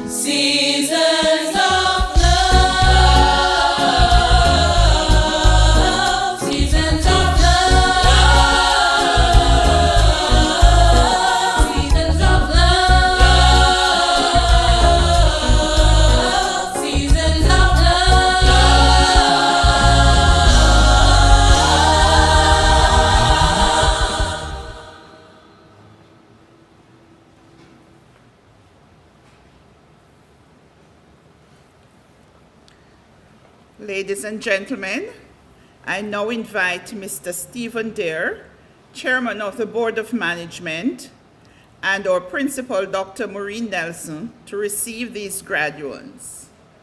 May I invite our 3 representatives here to stand, from the student body to stand.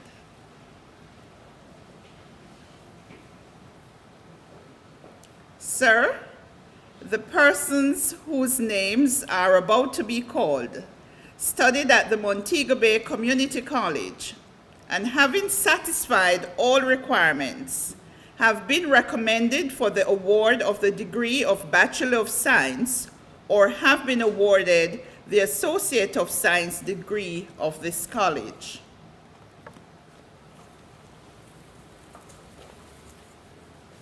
By the authority vested in me, I receive these persons whose names are about to be called and those who are unable to attend as graduate members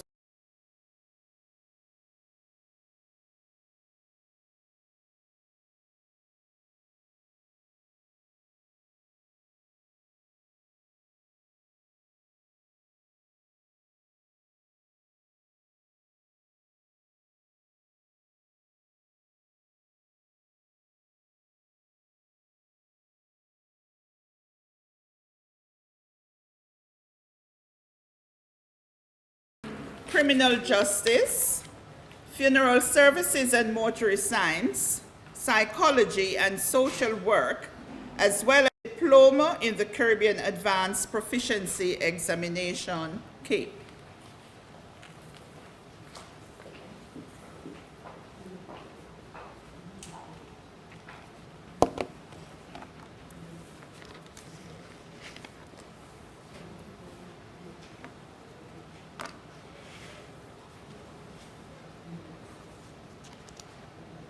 Sir, my colleagues and I ask that the Caribbean Advanced Proficiency Examination, CAPE Diploma, be conferred on the following person having satisfied all the requirements.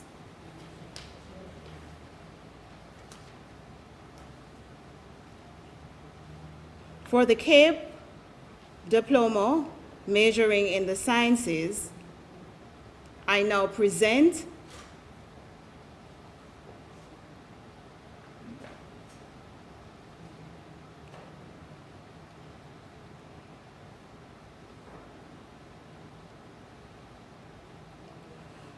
for the Caribbean Advanced Proficiency Examination, CAPE Diploma, majoring in the sciences, I now present Alia Young.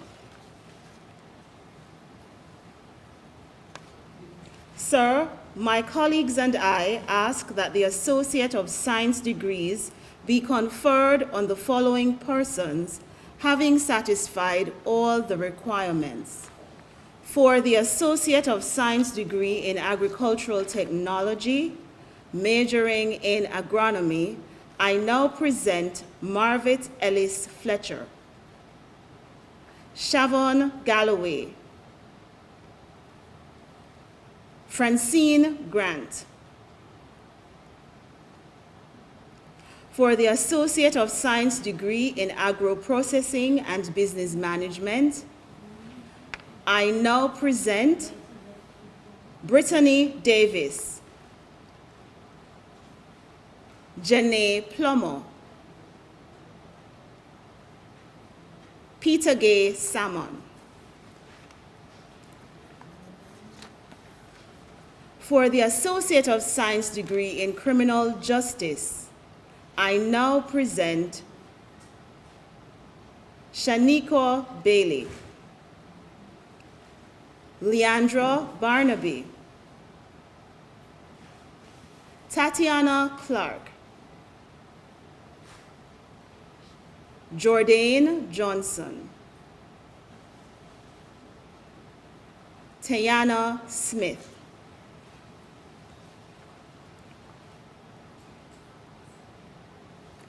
For the Associate of Science degree in Funeral Services and Mortuary Science, I now present Jodianne Campbell and Marcia Gay Sukra. For the Associate of Science degree in Psychology, I now present Trishan Beckford. For the Associate of Science degree in Social Work, I now present Crystal Brown, Kemar Bryan, Caroline Calbert, Elaine Douglas Blake, Rochelle Limoth, Doreen Townsend, Natalie Troop, and Mwayo White. Congratulations.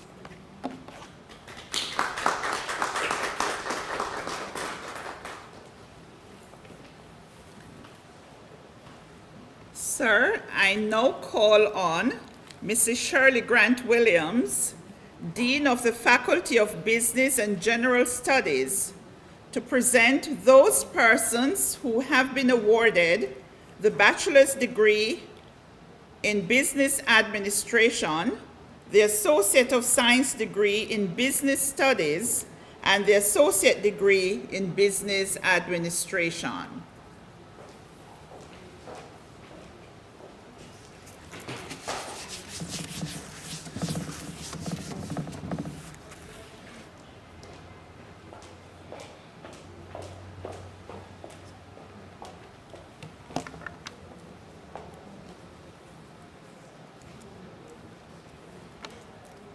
Sir, my colleagues and I ask that the Associate of Science degrees be conferred on the following persons having satisfied all the requirements.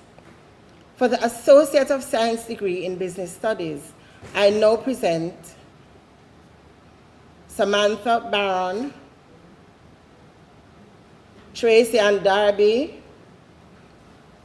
Aisha Dockery, Rikoya Gordon, Sharika Sterling.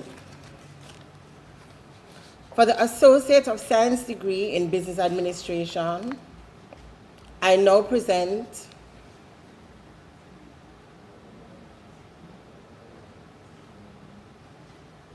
Chelsea Ann Grant, Nikayla Hibbert,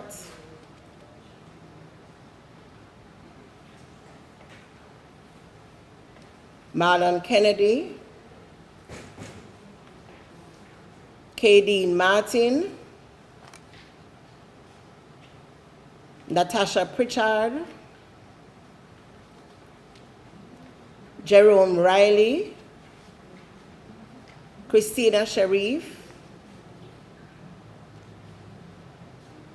Satania Wallace, Ashley Wabb, Tashika Wigan, Alicia Williams, Shanique Woolry.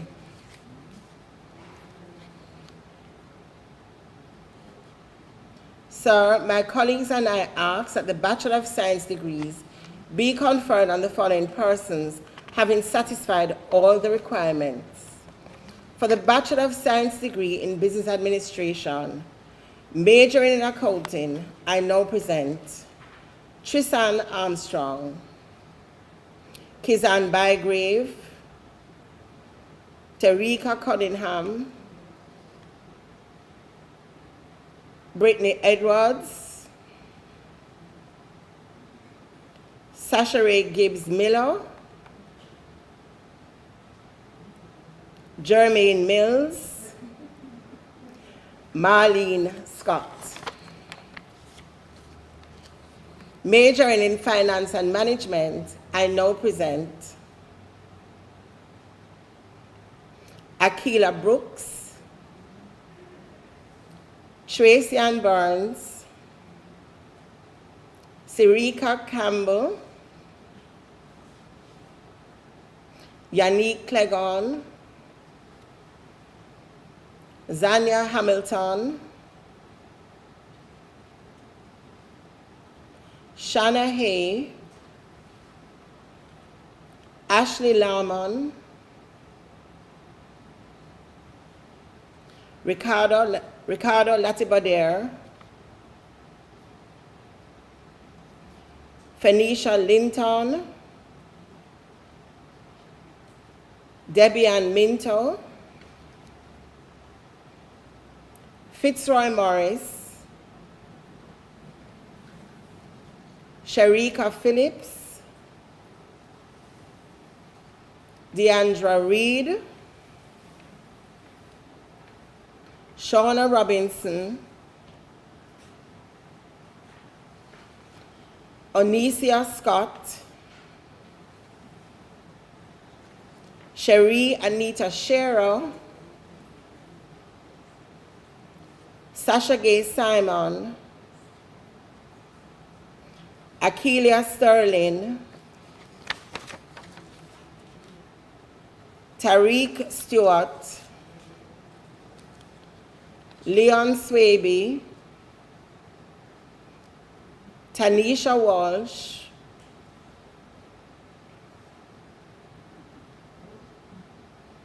Joni Williams, Natalia Wilson. Majoring in Human Resource Management, I now present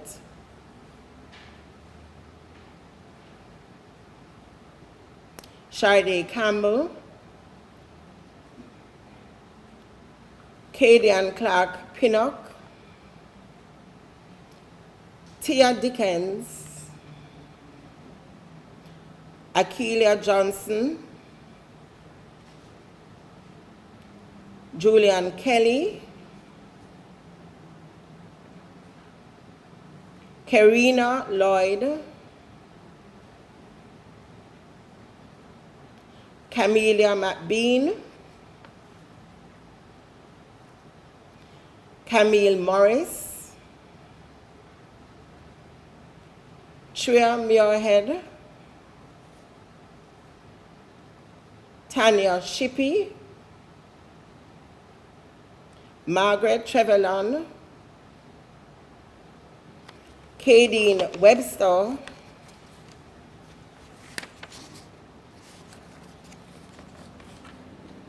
majored in marketing, I now present Britannia Barnes, Roshane Campbell, Nakila Gordon, Tamian Lamy, Monique Morgan, Amanda Peterkin, Brittany Rowe, Malcolm Sterling,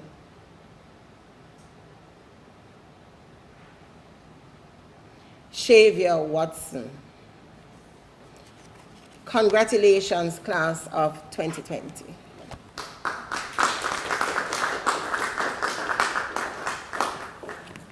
Sir, I now call on Mrs. Natasha Higgin-Thomas, Dean of the Faculty of Computer and Technical Studies, to present those persons who have been awarded the Associate of Science degree in Architectural and Construction Technology and the Associate of Science degree in Engineering Technology.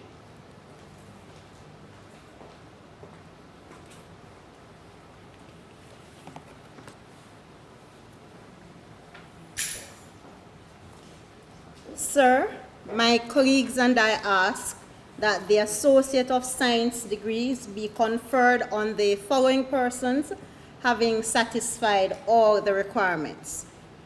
For the Associate of Science degree in Architectural and Construction Technology, I now present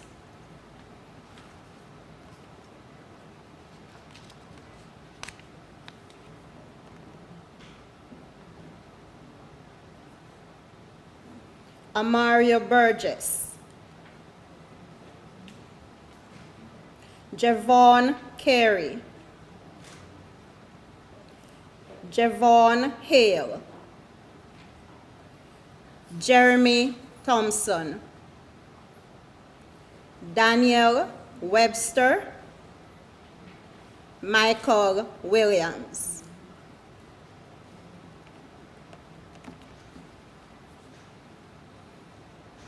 For the Associate of Science degree in Engineering, I now present Kwesi Mendez,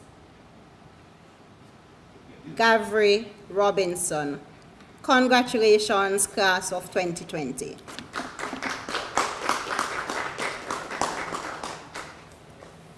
Sir, I now call on Ms. Jennifer Thompson, Dean of the Faculty of Hospitality, Tourism, and Creative Studies, to present those persons who have been awarded the bachelor's degree in Hospitality and Tourism Management, the Applied Associate of Science degree in Culinary Arts, and the Associate of Science degrees in Health and Wellness Tourism and Hospitality and Tourism Management.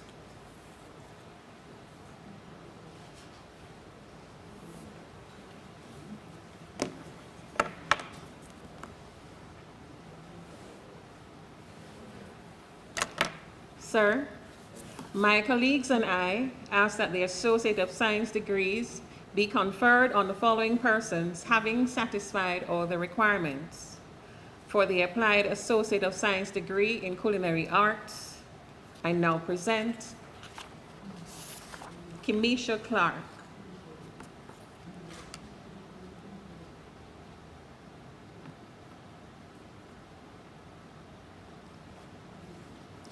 for the Associate of Science degree in Health and Wellness Tourism, I now present Anige Cooper.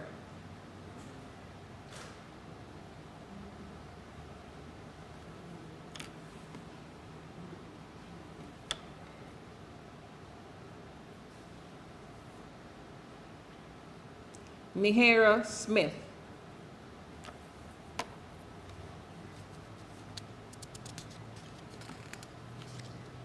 Patrika Stern. Devon Wilson. For the Associate of Science degree in Hospitality and Tourism Management, majoring in Accommodation Studies, I now present Tasia Bailey.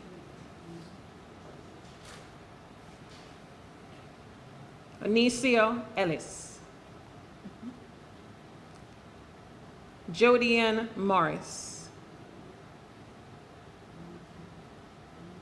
Tashay Russell. Jamelia Thompson. Majoring in Food and Beverage Management, I now present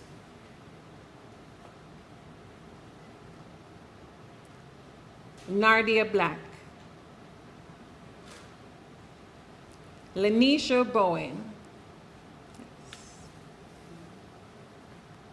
Chanel Buchanan Kentish. Dashida Williams. Shanique Winter. Majoring in Travel and Tourism Management, I now present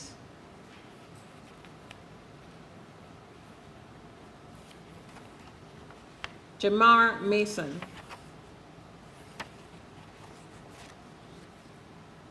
Dillon Williams. Sir, my colleagues and I ask that the Bachelor of Science degree be conferred on the following persons having satisfied all the requirements. For the Bachelor of Science degree in Hospitality and Tourism Management, majoring in Hospitality Management, I now present Sabrina Anderson. Lorraine Bailey. Chedienne Barnett.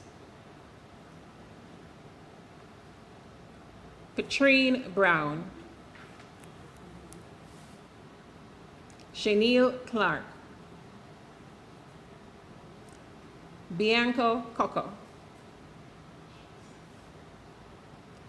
Sabrina Foster, Cheyenne Gordon, Gail Hutchinson, Debbie Miguel, Chiwendo Enweki, Alien Roan, Jessica Salmon, Ishina Sterling, Mitch Stewart,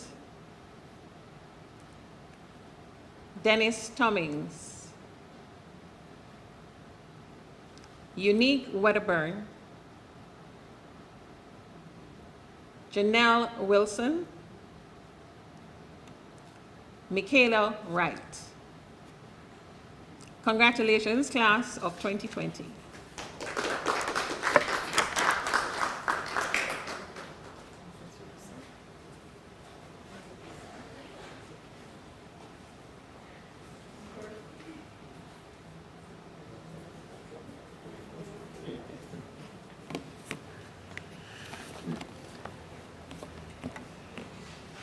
Ladies and gentlemen, a big round of applause for all the graduates.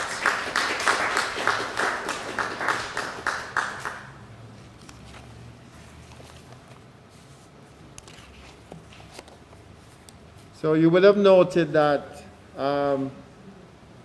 we had approximately 135 graduates that were announced, of a total of 375 persons that graduated. And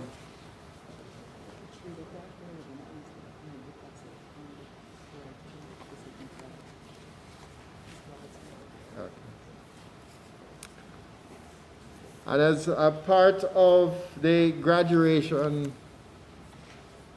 tradition, we're going to ask the three persons that are representing the graduates here to please stand again. And to signify that they have graduated, we're going to ask them to move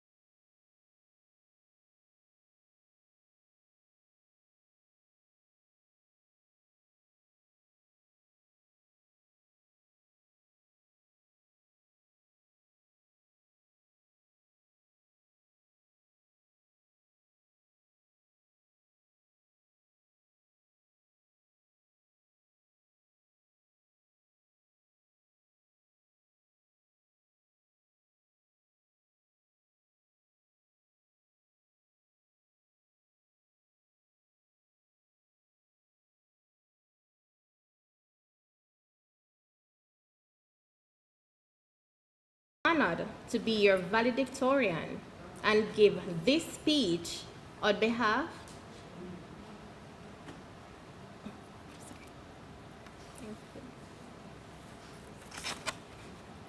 I am beyond honored to be your valedictorian and give this speech on behalf of the entire graduating class of 2020, determined to graduate in light of COVID-19 from the most prestigious institution, the Montego Bay Community College.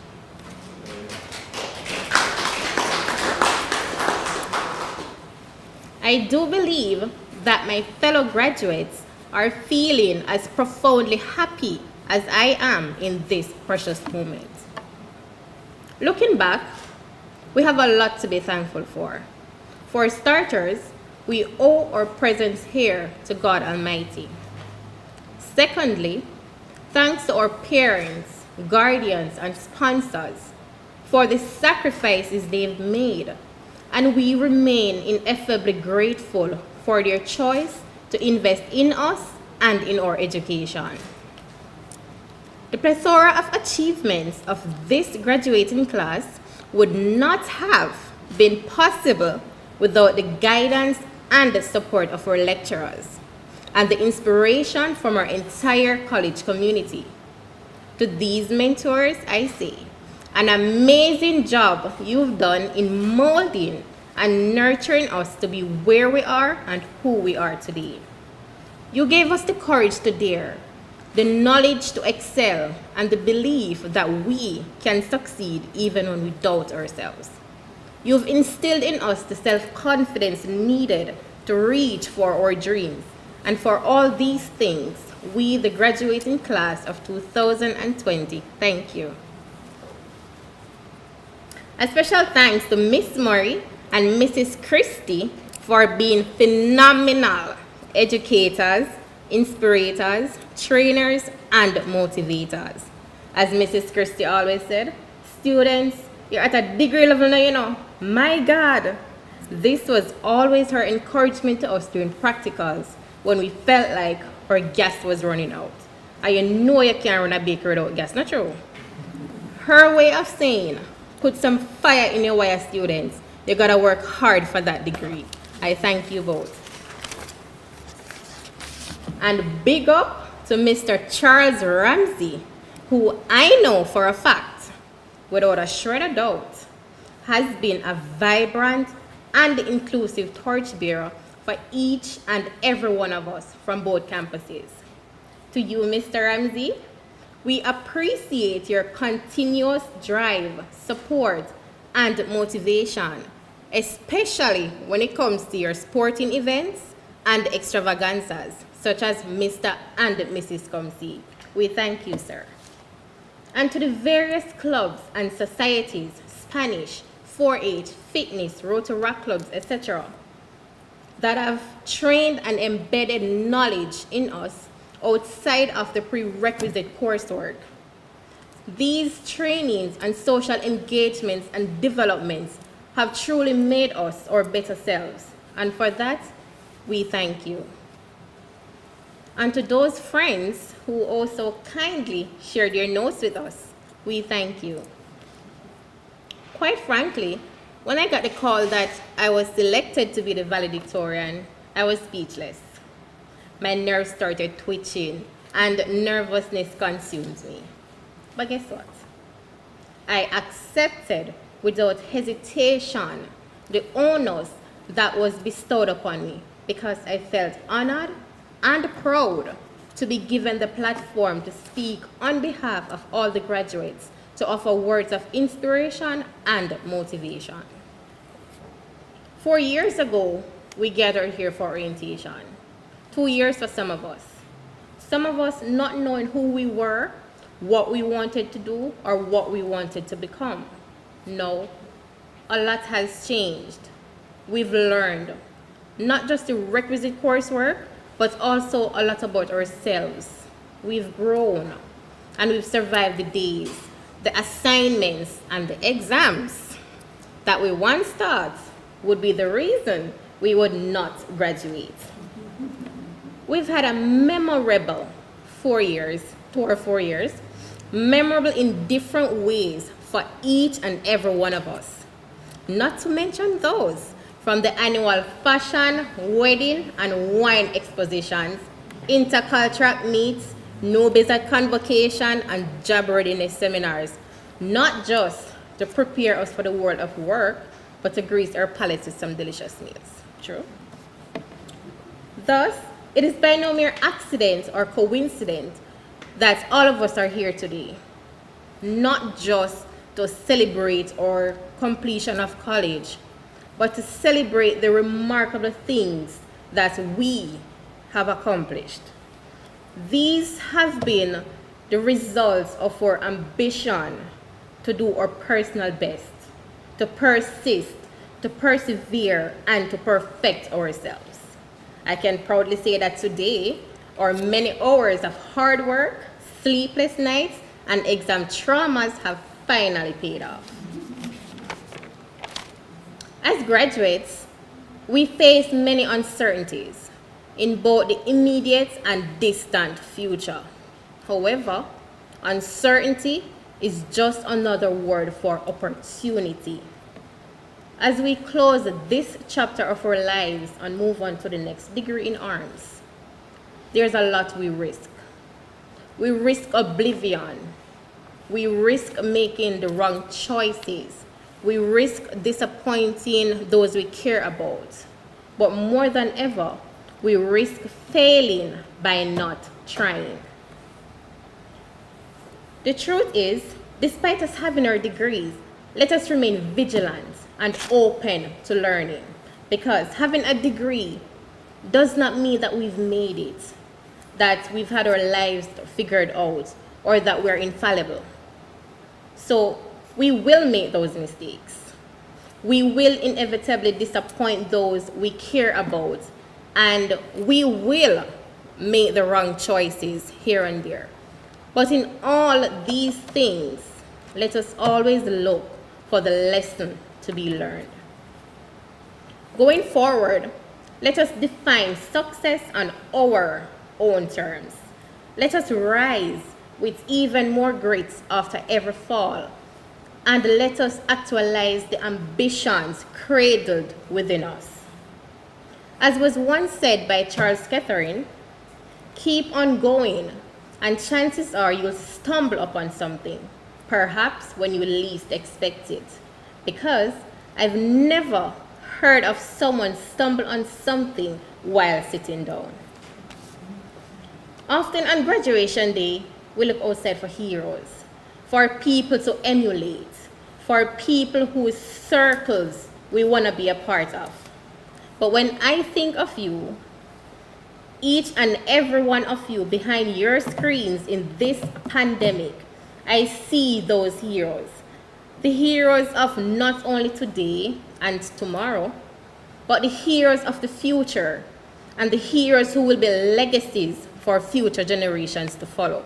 That's what I see when I look at you, my fellow graduates, and I dare you to prove me right. I dare you. I would like to close by sharing with you a little experience of mine where, while I was in primary school, I kept failing all my math exams, honestly. I was publicly humiliated and crushed from the inside by my teacher. But those failing moments built my determination and drive to excel. Since then, I've topped everything named math. From GSAT mathematics to distinction in CSEC mathematics to ace in all my math and accounts courses since I've been in college. I say this to say, had I not failed then, I wouldn't be where I am or the determined woman that I am today. So I say to you, my fellow graduates, my path is now my passage, and my mess, my message. Do not fear failure. Fear being in the exact same place next year as you are today. And with this said, don't ever Highlight that in bold, please. Don't ever say you can't before you try, but try and see what you can do. Congratulations, class of 2020. It has truly been an honor to have served with you. Thank you.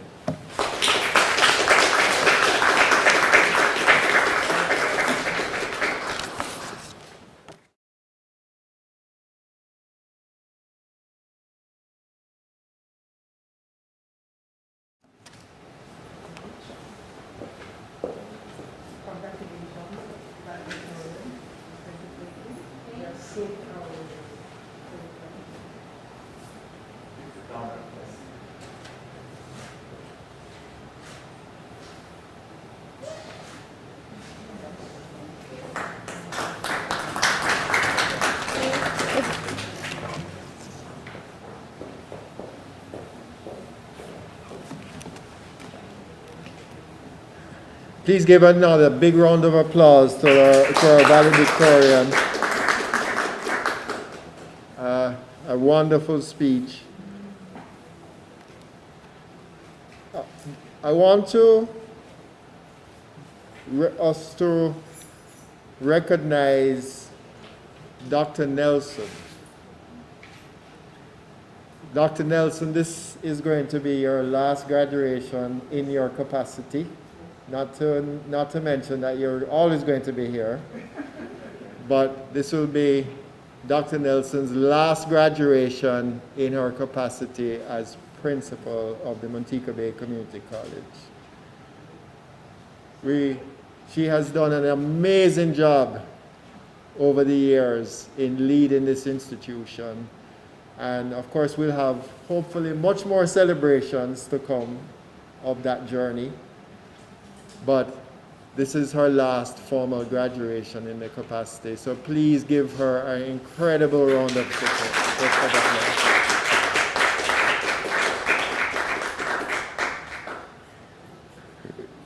I also want to encourage the graduates to join the alumni. The alumni is strong now, and will only become stronger by your participation. So those persons who are virtually watching and are members of or were students here and have not joined the alumni, please find out more about it and get involved. It's led now by Mr. Charles Ramsey, and I really want to encourage you to become a part of that alumni and help to continue the journey of the growth of Montego Bay Community College. At this time, I'll ask our newly appointed graduate to lead the vote of thanks, Mr. Jermaine Mills, who has been conferred the Bachelor of Science in Business Administration, major in accounting.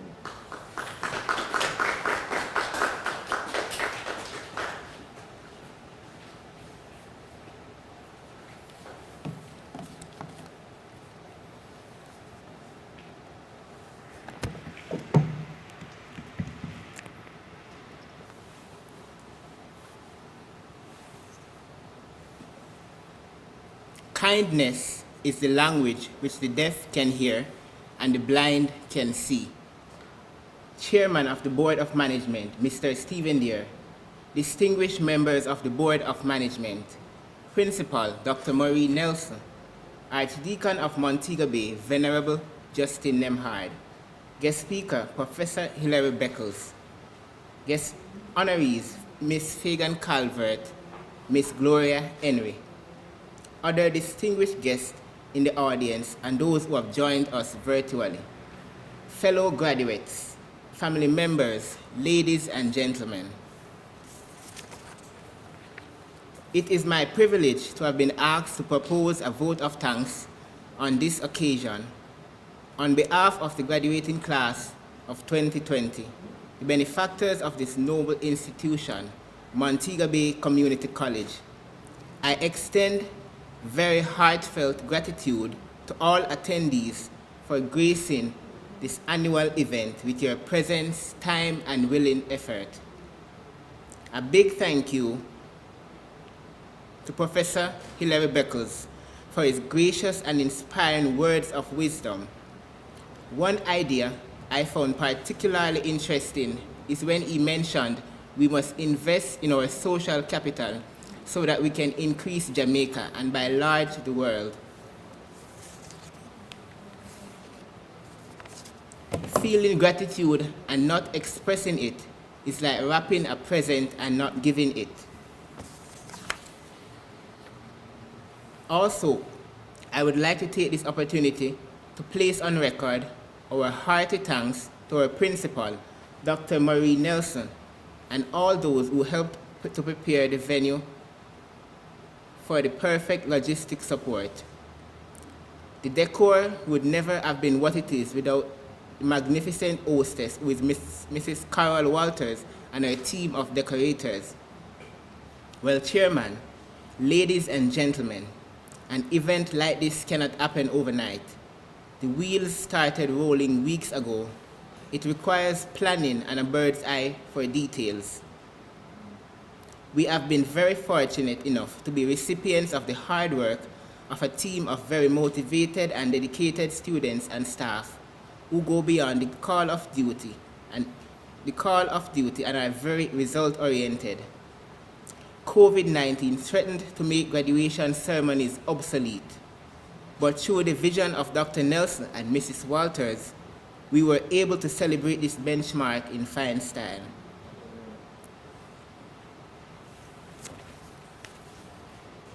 No duty is more urgent than that of returning thanks. I therefore extend profound gratitude to the stalwart behind this graduation ceremony, year in, year out, Mrs. Carol Walters and her team of very own lecturers, administrative and ancillary staff for their enormous cooperation in the organization of this event. We are most grateful to the lecturers who helped to prepare the various citations and student speeches. Mrs. Rachel Porter Linton, Mrs. Nicola Beckford Cameron, Miss Bridget Leckie, our Lord Orator, Miss Edris Johnson, for eloquently delivering the citations and the recipients, Miss Fagan Calvert and Miss Gloria Henry, for gracefully accepting same. The best kind of giving is thanksgiving. I cannot thank everyone enough for their involvement and their willingness to take on the completion of tasks beyond their comfort zones. We are most grateful for all who provided technical, logistic, creative, and talented support to the success of this venture. Speaking of venture, let us use this opportunity to express our profound gratitude to Ventura Photo and Video Service and its representatives for capturing and sharing the magic of the moment with our loved ones in the virtual environment. We thank Ms. Garcia Reed, Mr. Yannick Arton, and all those who contributed. The essence of all beautiful art, all great art, is gratitude.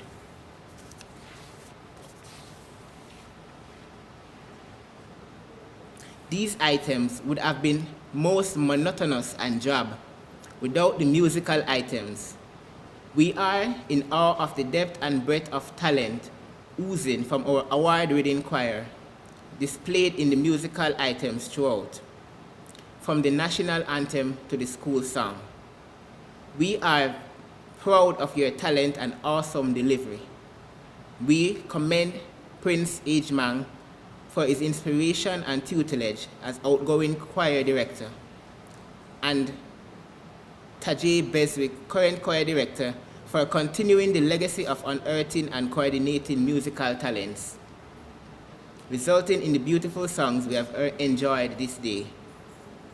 We were certainly well entertained and inspired and to pursue success by their beautiful renditions. Thank you very much for sharing your gift with us. The hardest arithmetic to master is that which enables us to count our blessings.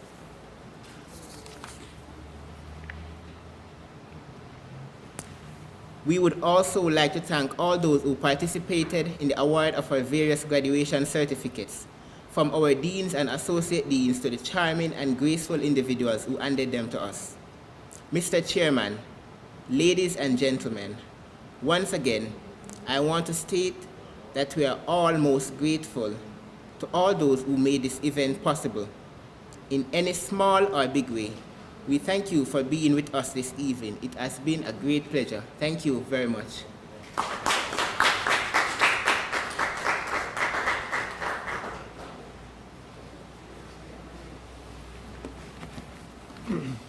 Well, as chairman, it gives me great pleasure to declare the ceremony closed and thank all persons who joined us virtually and in person here.